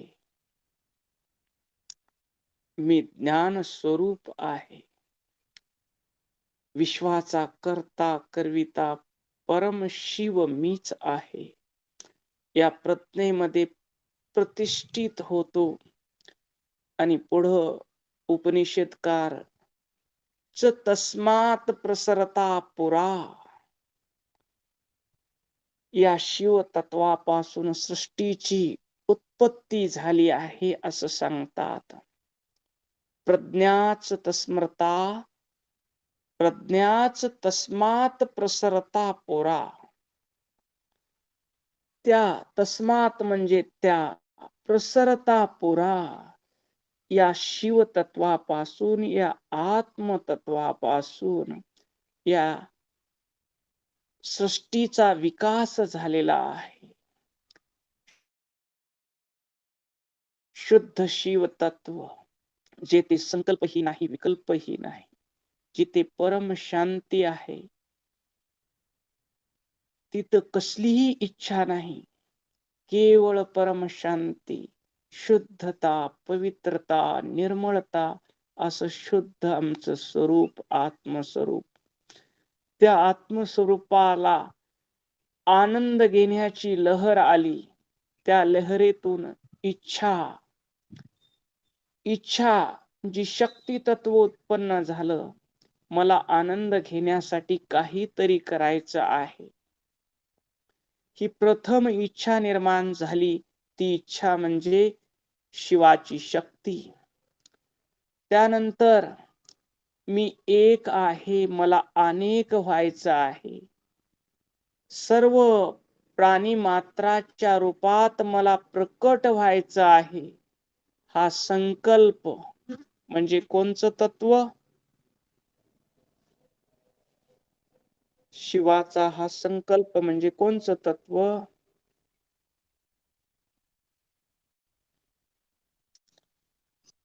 सदाशिव तत्व. संकल्पानं आपण सदाशिव झालो. पुन्हा मी निर्माण केलेल्या विश्वाचं मला नियमन आणि नियंत्रण करायचं आहे. या हेतून ईश्वर तत्वात आपण आलो आणि मी निर्माण केलेलं विश्व आणि मी वेगळे नाहीत, ही जाणीव, हे ज्ञान म्हणजे कोणचं तत्व?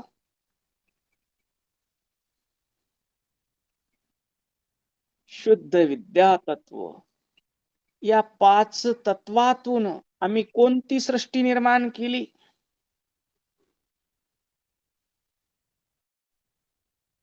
आध्यात्मिक सृष्टी निर्माण केली. मग आध्यात्मिक सृष्टी निर्माण करून आम्ही थांबलो का? थांबलो नाही. पुढं 7 तत्वाची आधी दैविक सृष्टी उत्पन्न झाली आमच्या मूळ स्वरूपातून. मी एक आहे, मी अनेक आहे, अनेक झालो आहे, ही शुद्ध विद्या. पण या शुद्ध मायेमध्ये ज्यावेळेस स्वार्थ शिरला, मी हा देह आहे आणि देहाच्या संबंधित लोक माझे आहेत, शेजाऱ्याशी मला काही घेणं देणं नाही, गावाशी मला घेणं देणं नाही, मी या देहात राहणार, हा देह सुखी राहिला पाहिजे आणि देहाच्या संबंधित बायको मुलं सुखी राहिले पाहिजेत. हा स्वार्थ जेव्हा शिरतो तेव्हा कोणतं तत्व तयार होतं?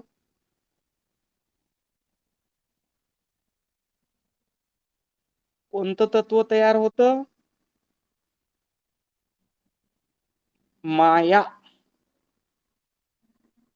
माया तत्व तयार होतं. माया तत्व तयार झालं की आपण संकोचित होतो. सर्व करता विश्वाचे निर्माण करता असून आपण स्वतःला अल्प करता मानतो. या 2 हातानं मी किती काम करणार? उठल्यापासून झोपेपर्यंत राब राबते घरातला एक माणूस समाधान नाही. असं आपण कड करत दिवसभर काम करतो. आणि मन्मथ माऊली म्हणतात, नाशिवंत संसारी सुख अत्यानंदे मानी मूर्ख, क्रोधे करी सदा रखरख, तोची बद्ध पय. उठल्यापासून मी या घरासाठी राबते, मी या घरासाठी काम करते. मी 4 दिवस जाऊ द्या, तुम्हाला खायला मिळते का बघा. तो काम करून घरी येणारा म्हणतो, मी नोकरी करतो, मी व्यापार करतो म्हणून तुम्ही सगळे खाता. प्रत्येक माणूस दुसऱ्यावर रुबाब दाखवतो. घरचं लेकरू जे किराणा घेऊन येतं पिशवीमध्ये, मी कुठतर बाहेर गावला जाऊ द्या, तुम्हाला माझी किंमत कळल. कोण जाते किराणा आणायला, कोण जाते दूध आणायला. प्रत्येक माणूस दुसऱ्यावर उपकार करतो अशा भावनेनं इथं संकोचित होतो. आपलं सर्व करता, मी सर्व करता चैतन्य स्वरूप आहे हे विसरतो आणि अल्प करता होऊन सदा रखरख करतो. या नाशवंत संसारामध्ये सुख मानतो. त्याला माऊली म्हणतात मूर्ख आहे. स्वतःच व्यापक स्वरूप विसरला आणि मी करतो. पुरुष म्हणतो मी काम धंदा करतोय म्हणून तुम्हाला खायला मिळतंय. स्त्री म्हणते उठल्यापासून स्वयंपाक करते, घर पुसून घेते, स्वयंपाक करते, तुम्हाला खाऊ घालते म्हणून तुम्ही सगळे आहात. आणि सगळे रखरख करतात. पण वास्तविक आपलं स्वरूप काय? आपण चैतन्य स्वरूप आहोत. आपण आनंद स्वरूप आहोत. प्रत्येक काम करताना मी शिवपूजा करत आहे भावनेने सकाळी उठलं, घर झाडून काढताना माऊली शिवाय नमा शिवाय नमा. मी ईश्वराचा सद्गुरुनाथाचा मठ झाडत आहे या भावनेनं झाडून काढलं पाहिजे. घर पुसून घेताना गुरु माऊलीचा मठ पुसत आहे या भावनेनं ते पुसून घेतलं पाहिजे. स्नान करताना शिवाय नमा म्हटलं पाहिजे. स्वयंपाक करताना मी या घरातल्या पतीमध्ये माझे गुरु माऊली आहेत, घरातल्या मुलामध्ये माझे गुरु माऊली वसलेले आहेत या भावनेनं त्यांच्यासाठी मी प्रसाद करत आहे ही भावना ठेवून प्रसाद केला पाहिजे. पण ते कला कंचूक आम्हाला अल्प करता आणि मी करतो असं म्हणून आम्हाला संकोचित करतं, बंधनात टाकतं. पुढचं कंचूक कोणतं आहे? विद्या कंचूक. आपण सर्व शास्त्राचे उद्गाते आहोत. सर्व शास्त्र आपल्यातून उत्पन्न होतात. पण आम्ही स्वतःला मर्यादित समजतो आणि मी काय हो अल्पबुद्धी, मला कळल तसं मी सांगतो. चांगले शब्द तेवढे गुरु माऊलीचे, वाईट शब्द तेवढे माझे. तुम्ही स्वतःला देह समजता. तुम्ही वास्तविक काय आहात? चैतन्य स्वरूप आहात. तुम्ही ज्ञान स्वरूप आहात. तुमच्या सत्तेनं 4 वेद निर्माण झाले. तुमच्या स्वरूपातून 6 शास्त्र निर्माण झाले. तुमच्या स्वरूपातून 28 आगम निर्माण झाले. तुमच्या सत्तेतून जगातले सर्व शास्त्र उत्पन्न झाले असे तुम्ही ज्ञान स्वरूप आहात. पण स्वतःचा विसर पडल्यामुळं मी अल्पज्ञानी, मी अल्पबुद्धीचा, मला जसं कळल तसं 2 शब्द सांगतो असं म्हणता की नाही? म्हणता की नाही?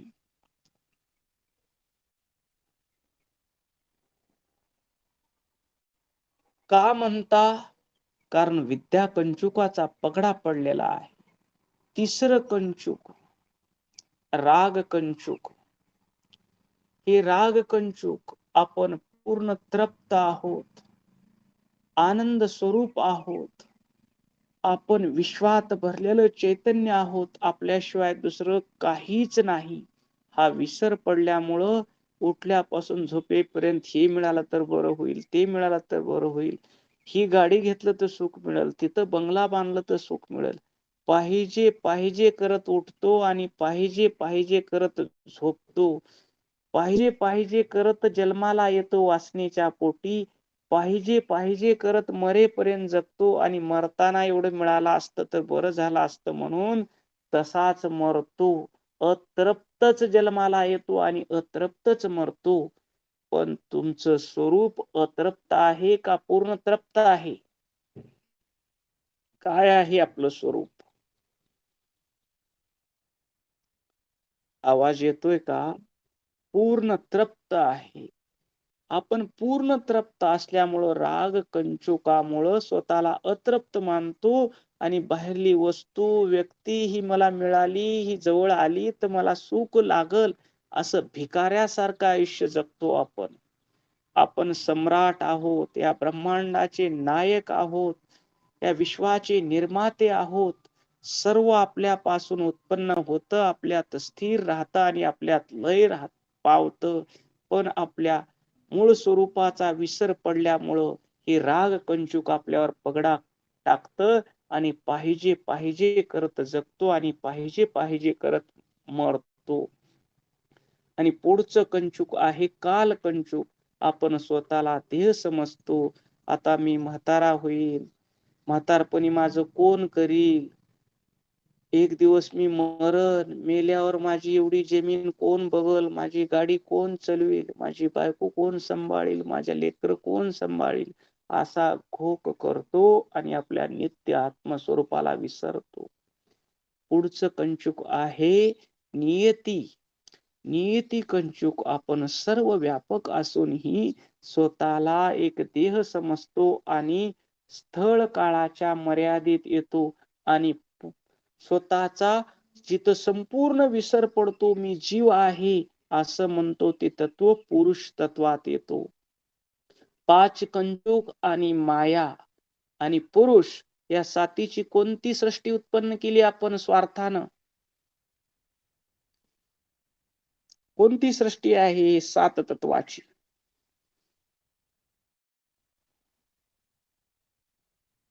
आधी दैविक सृष्टी. किती झाली आता? 7 आणि 5 12. आता किती तत्व राहिले 36 मधले?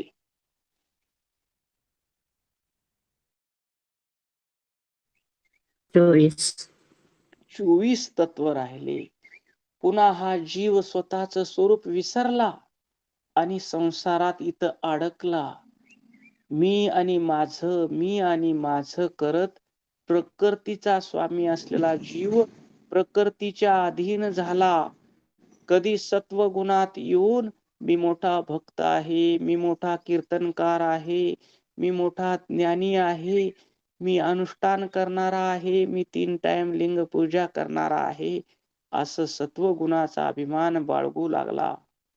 दैवयोगानं मिळालेली संपत्ती, प्रारब्धाने मिळालेली संपत्ती, त्या संपत्तीचा माज येऊन माझ्या एवढा श्रीमंत कोणी नाही, माझ्या बरोबरीचा ह्या गावात कोणी नाही, माझ्या बरोबरीचा या देशात कोणी नाही, असा रजोगुणात येऊ लागला. मला नाही तर कुणालाच नाही असा तमोगुणात येऊ लागला आणि प्रकृतीच्या अधीन गेला.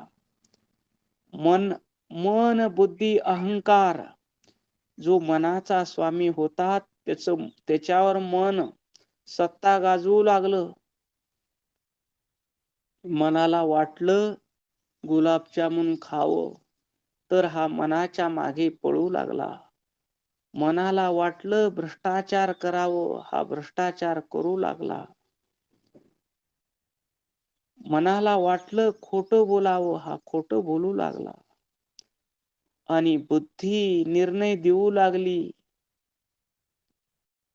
प्रत्येक गोष्टीत आपलं चैतन्य आपल्याला सावध करतं.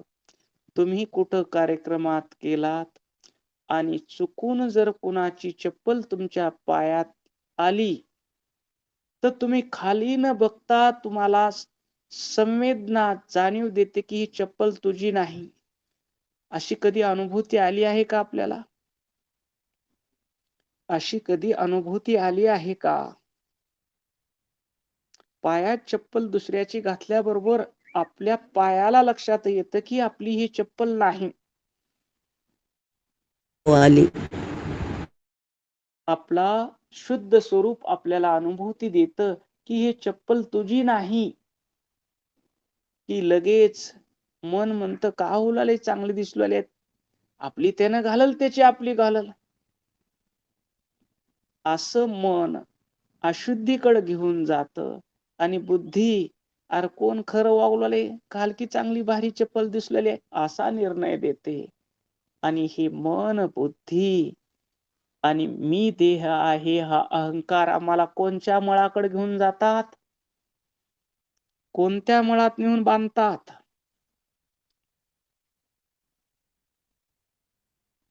कर्म मळात घेऊन जातात. कर्म आमचे मलिन करतात, कार्मिक मलात अडकवतात. असं कधी झालंय का आपण दुकानदारला 100ची नोट दिली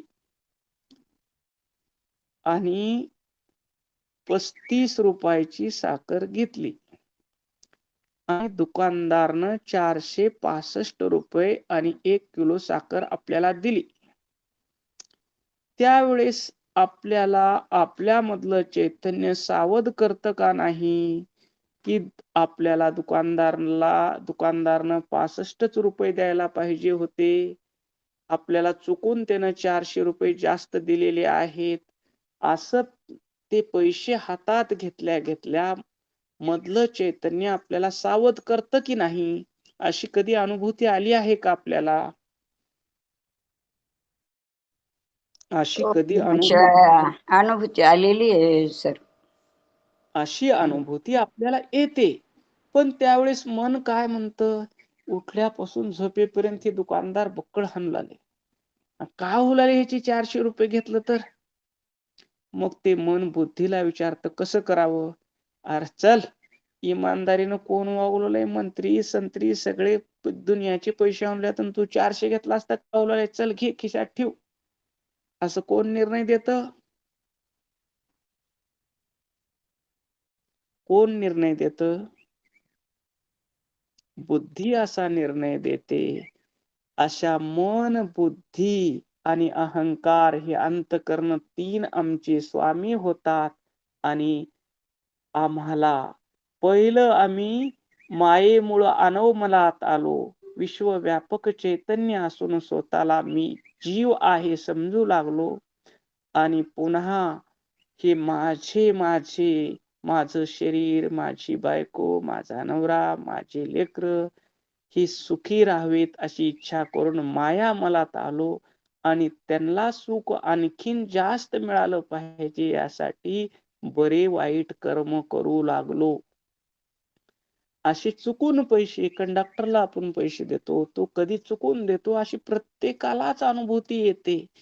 पण आपण प्रामाणिकपणे पैसे परत करतो का?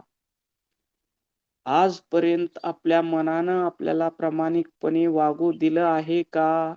व्यवहार करत असताना छोट्या छोट्या गोष्टीत दुधामध्ये पाणी मिसळत असताना, दुकानात काटा मारत असताना किंवा व्यवहारात भेसळ करत असताना, शिक्षक आहोत, तास बुडवत असताना आपलं मन म्हणतं की आपलं चैतन्य आपल्याला जागृत करतं की आपल्याला 8 तास कामाचे पैसे दिलेले आहेत.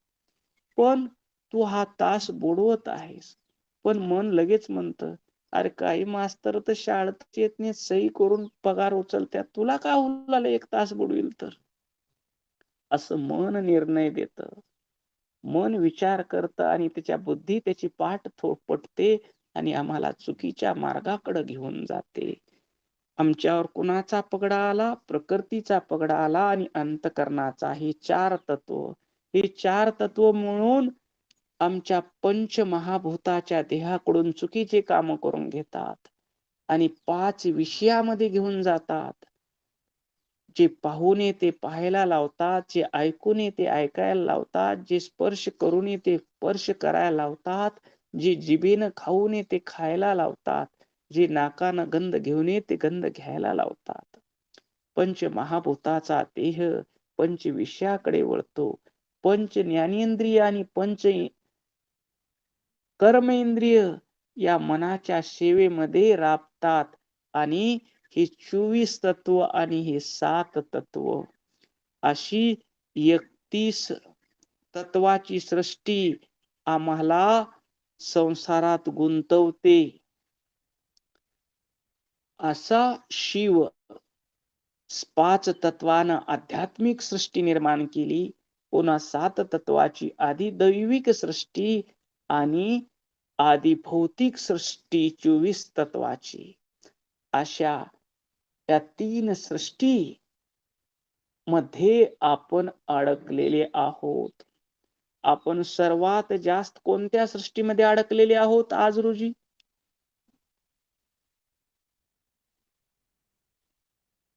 आधी दैविक आणि आधी भौतिक. मी माझ्या लोकांसाठी मी काहीही करेन. मला भलं काहीही करावं लागलं, कितीही चुकीचं कर्म केलं तर हरकत नाही. मला तो आनंद मिळवायचा आहे. आनंद कसा आहे? नाशवंत संसारी सुख. इथं कितीही केलो तर तुम्हाला कुणी केलं म्हणणार नाही. कारण मी केलो लोकांना चांगलं म्हणावं अशी अपेक्षा आहे प्रत्येकाला. पण या तिन्ही सृष्टीला शिवरूप करण्याचा मार्ग कोणी सांगितला आपल्याला? सद्गुरुनाथाने मार्ग सांगितला. या आधी भौतिक सृष्टीलाही आपल्याला शिव स्वरूप करता येतं, आधी दैविक सृष्टीलाही शिव स्वरूप करता येतं आणि आध्यात्मिक सृष्टीलाही शिव स्वरूप करता येतं. ते कशाने करता येतं? तर आपलं प्रत्येक कर्म शिवपूजा स्वरूप करणं. उठल्यापासून झोपेपर्यंत मी जे काम करतो ती शिवाची पूजा करतो या भावनेनं हातानं काम करणं, मनानं शिवचिंतन करणं, मुखानं शिवाय नमा म्हणणं, असं आपण केलं पाहिजे. आता ही ओवीचा प्रत्येक म्हणजे या श्लोकाचा प्रत्येक शब्दाचा आपण अर्थ पाहिला. यदा तमस्तन दिवान रात्रीन सन्न चासत शिव एव केवलम तदक्षरम तस्य वितुर्वरण्ये प्रज्ञाच तस्मात् प्रसरता पुराहा. आता या श्लोकाचा गाभा काय? अखंड एक रस पर शिव परब्रह्माची अनुभूती देणारा हा श्लोक आहे की सद्गुरूचा बोध झाला, तू शिव स्वरूप आहेस. आणि शिष्यानं विश्वास ठेवलं, श्रवण केलं, मनन केलं, त्याची तो दिवस रात्रीच्या सुख दुःखाच्या मान अपमानाच्या सत असतच्या पलीकडे गेला. शिव पदामध्ये स्थिर झाला. मी अविनाशी आत्मा आहे, विश्वाला प्रकाशित करणारं चैतन्य आहे आणि हे विश्व माझ्या स्वरूपातून विकसित झालेलं आहे, ही अनुभूती देणारा हा श्लोक आहे. हे अल्टिमेट ट्रूथ आहे, हे अंतिम सत्य आहे. तर या श्लोकात काय सांगितलेले आहे? द्वंद्वाचा पूर्ण विलय. आपण दिवसभर द्वंद्वात असतो की नाही? द्वंद्व उठल्यापासून 4 वाजता अलाराम वाजला, पाठ 5:30 ला चालू होतो. 4:30 ला उठलं तर बरं आहे का 4 ला उठलं तर बरं आहे? हे द्वंद्व आहे. 2 गोष्टीचा मन विचार करत. हे काम केलं तर सुख मिळेल का दुःख मिळेल? सुख दुःखाचा विचार करत. लोकांनी मला मान दिला पाहिजे. सुख एकटं येतं का? सुख एकटं येतं का हे सख्खे भाऊ आहेत? ते कधी सोडून राहत नाहीत. सुख आपल्या दुःख नावाच्या भावाला घेऊन आल्याशिवाय राहतच नाही. पण गंमत अशी आहे, की एक भाऊ तुमच्यापासून निघून गेल्याशिवाय दुसरा तुमच्या जवळ येत नाही. ही अनुभूती आहे का आम्हाला? ही अनुभूती आहे का? हो आहे. जय गुरुदेव. सुख कायम मिळालं का? काही लपंडाव चालतो.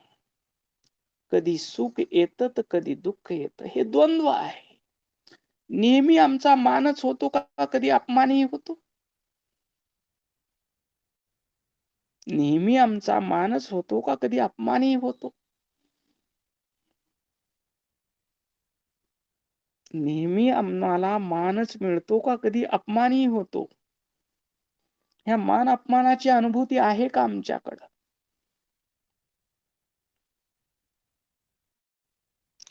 येतोय का आवाज? हो येतो. मान अपमानाची अनुभूती आहे. काही हातानं आपल्या चांगलं झालं आहे, काही वाईट झालं आहे. झालं आहे की नाही? का सर्व चांगलंच झालंय? नाही, दोन्हीही झालं. दोन्हीही झालं. तर हा श्लोक सांगतो मानवी मन सुख दुःख, मान अपमान, तहान भूक, दिवस रात्र, सत्य असत्य, चांगलं वाईट या सर्व द्वंद्वामध्ये अडकलेलं असतं. मग सुख मिळालं आणि दुःख मिळालं हे कोणी जाणलं? हे कोणी जाणलं?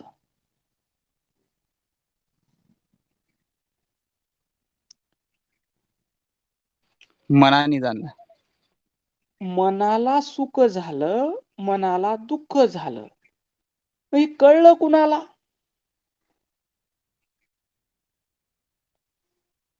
बुद्धीला. मनाला सुख झालं, मनाला दुःख झालं हे कळलं चैतन्याला, जाणीवेला कळालं त्या. ही जाणीव आहे जी सुख दुःखाला अनुभवते. ही जाणीव आहे जी मान अपमानाला अनुभवते. ही जाणीव आहे जी दिवस रात्रीला अनुभवते. ही जाणीव आहे की सत्य असत्याला जाणते, बऱ्या वाईटाला जाणते. ती जाणीव तुम्ही आहात का सुख दुःखी भावणारे तुम्ही आहात? कोण आहात तुम्ही? तुम्ही या सर्व द्वंद्वाला जाणणारे आहात, जाणणारे आहात, या द्वंद्वाला प्रकाशित करणारे आहात. म्हणून तुम्ही सुख दुःखाच्या पलीकडील आहात, ज्ञान अज्ञानाच्या पलीकडील आहात, मान अपमानाच्या पलीकडील आहात, दिवस रात्रीच्या पलीकडील आहात. तुम्ही द्वंद्वातीत परब्रह्म आहात. तुम्ही कोणत्याही या द्वंद्वाच्या चौकटीत बसणारे चैतन्य नाही. हा श्लोक सांगतो. तुम्ही कसे आहात? द्वंद्वातीतम. पुढं काय? द्वंद्वातीतम. गुरुस्तवनातलं आठवण आहे का? आपण म्हणतो दृश्यम गगन द्वंद्वातीतम सदृश गगन सदृश्यम.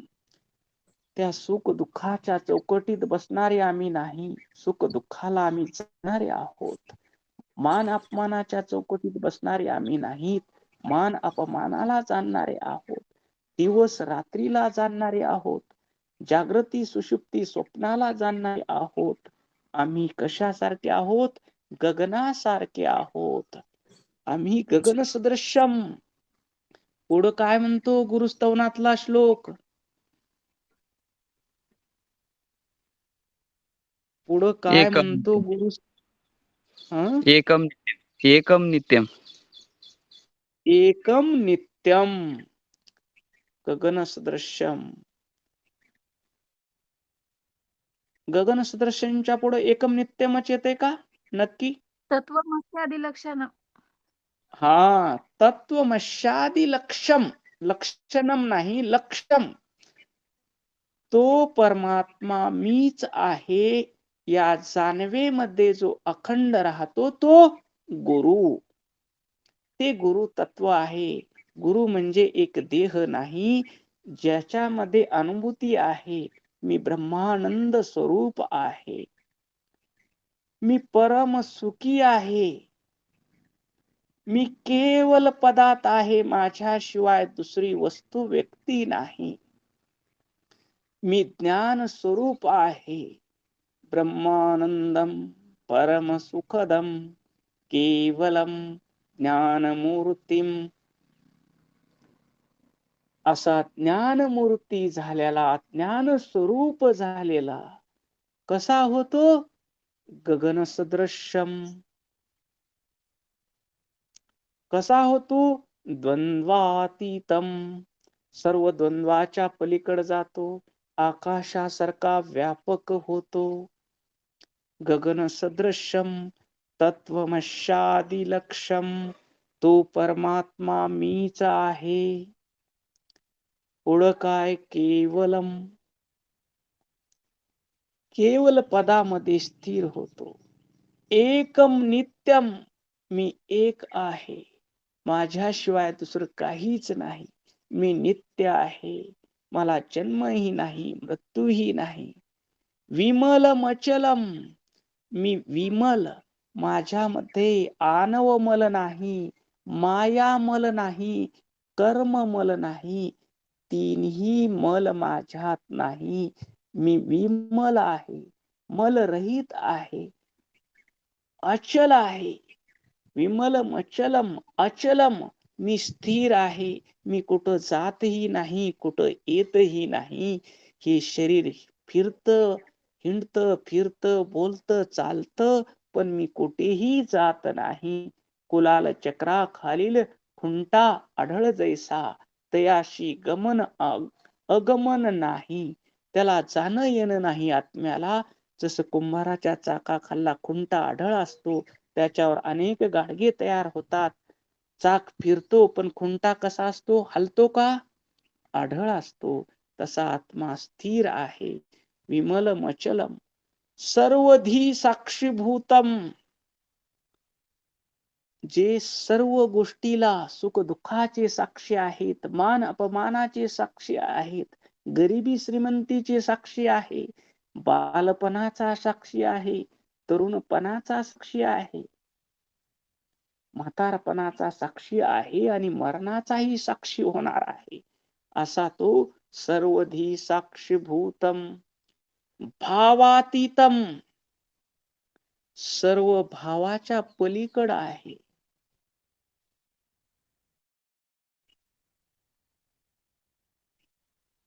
भावनेच्याही पलीकड जातो. तिथं भाव आणि अभाव राहत नाही. मी आहे हा भाव, मी नाही हा अभाव. या भाव आणि अभावाच्या पलीकड कोण आहे? ते गुरुतत्व आहे. भावातीतम. पुढं काय? त्रिगुणरहितम. त्रिगुणरहितम. तिथं सत्व गुणही नाही, रजोगुणही नाही, तमोगुणही नाही. त्रिगुणाच्या पलीकड या तिन्ही गुणाचा स्वामी असलेलं गुरुतत्व, तेच आत्मतत्व आहे, तेच शिवतत्व आहे. तो सत्व गुणाकडेही पाहतो, रजगुणाकडेही पाहतो आणि तमोगुणाकडेही पाहतो, पण कुण्याही गुणात अडकत नाही. म्हणून तो कसा आहे? गुणातीत कांतम. पुढं काय? गुणातीत कांत. सद्गुरु गुणातीत तन्नमा. गुणातीत परब्रह्म कांतम. शांत. परब्रह्म शांतम.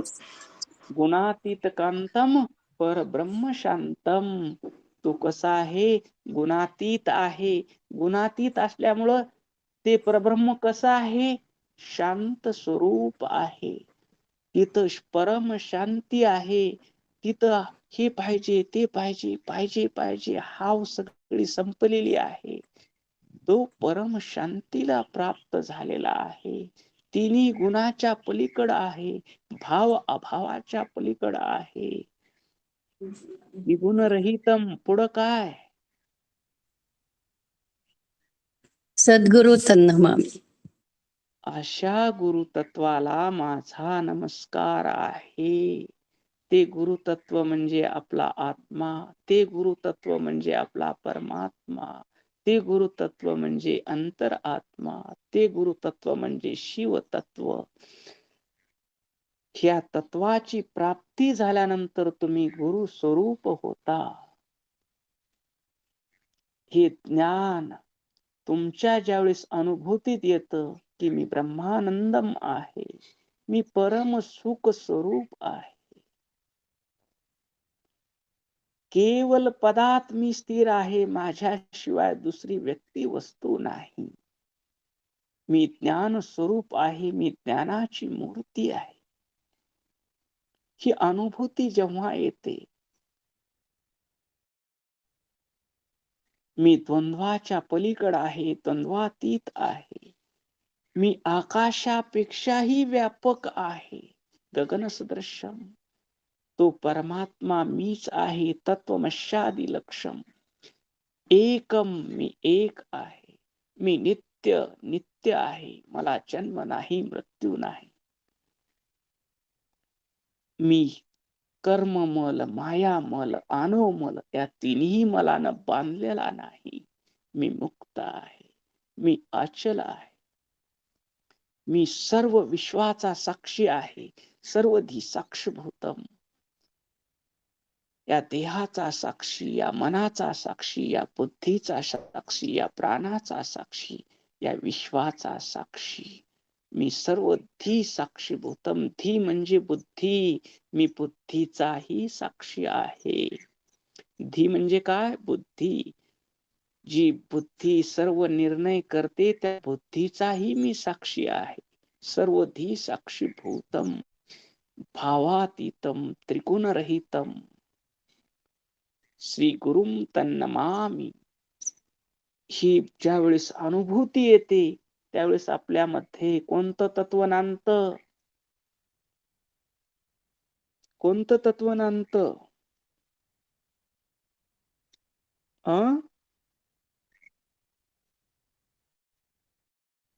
ह्या श्लोकातून कुणाला नमस्कार करता तुम्ही? आपल्यामध्ये गुरुतत्व नांदतं. ह्या श्लोकाची ज्यावेळेस अनुभूती येते आणि या श्लोकाप्रमाणे ज्यावेळेस आचरण होतं त्यावेळेस आपल्याला गुरु काय करतात? आपणासारखे. पुढं काय? आपणासारखे करीती तात्काळ. नाही का वेळ तयाला की. शुद्ध अंतकरणाचा शिष्य, ज्याची चरणावर श्रद्धा आहे आणि वचनावर विश्वास आहे, अशा शिष्याला गुरु आपलं स्वरूपच देऊन टाकतात, त्याला गुरुच करून टाकतात. ते आहे गुरुतत्व. आणि या तत्वाची ज्याला अनुभूती येते तो गुरु तत्वात प्रतिष्ठित होतो. आणि इष्टलिंग पूजा करताना जो देह भाव विसरून पूजेमध्ये तल्लिंग होतो त्यावेळेस तो तल्लिंग ब्रह्म शाश्वतम, तो लिंग स्वरूप होतो. आणि हे ज्ञान ज्यावेळेस दुसऱ्याला सांगतो, जे शिव तत्व तुम्हाला कळालं त्या शिव तत्वाचा प्रचार करतो, त्यावेळेस तुम्हीच काय होता? काय होता? जंगम होता. तुम्ही ज्याच्या वेळेस हे शिव तत्व तुम्हाला भेटलेल्या माणसाला सांगता, त्यावेळेस धर्म प्रचाराचं कार्य करणारा कोण आहे? जंगम आहे. मग आता सांगा, गुरु, लिंग आणि जंगम हे तीन वेगळे आहेत का?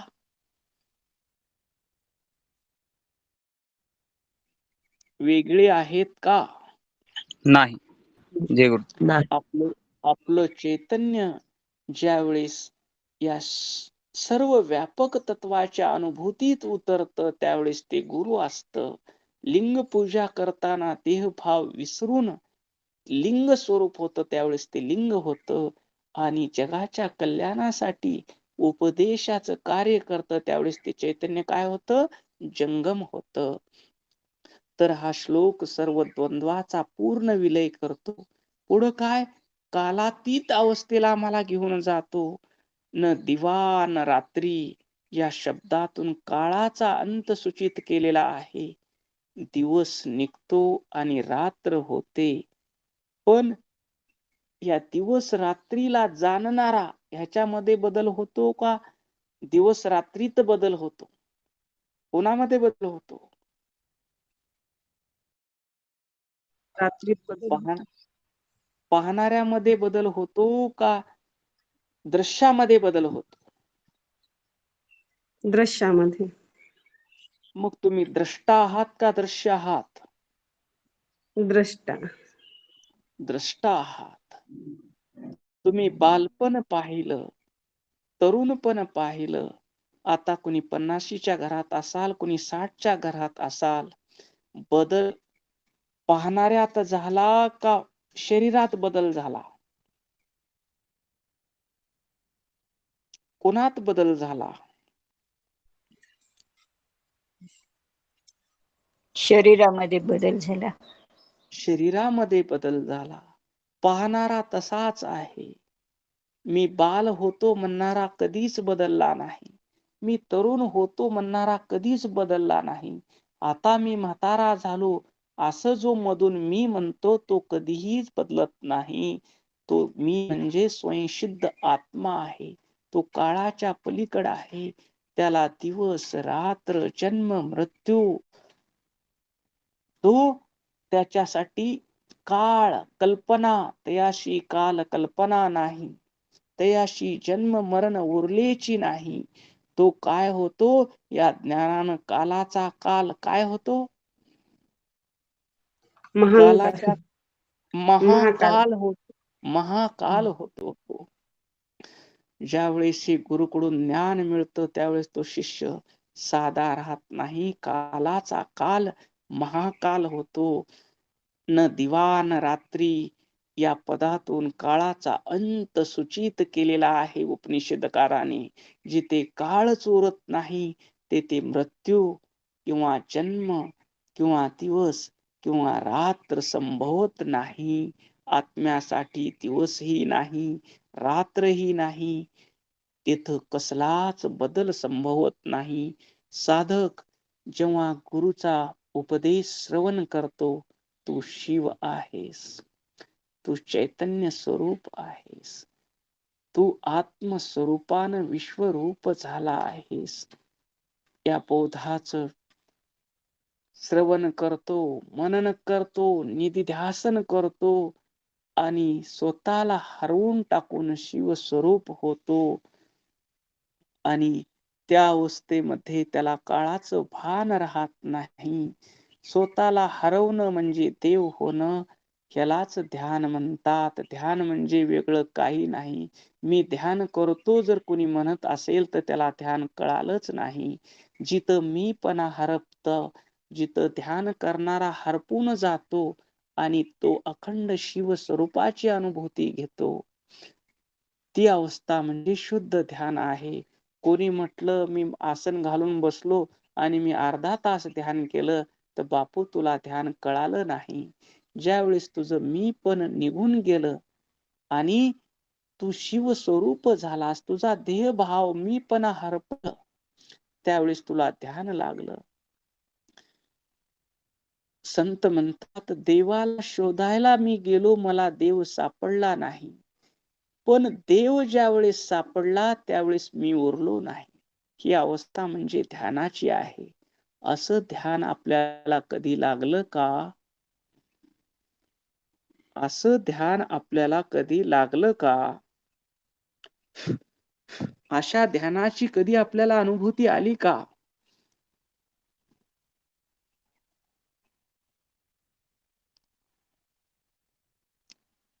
अशा ध्यानाची अनुभूती येणं हीच आमच्या जीवनाची कृतार्थता आहे.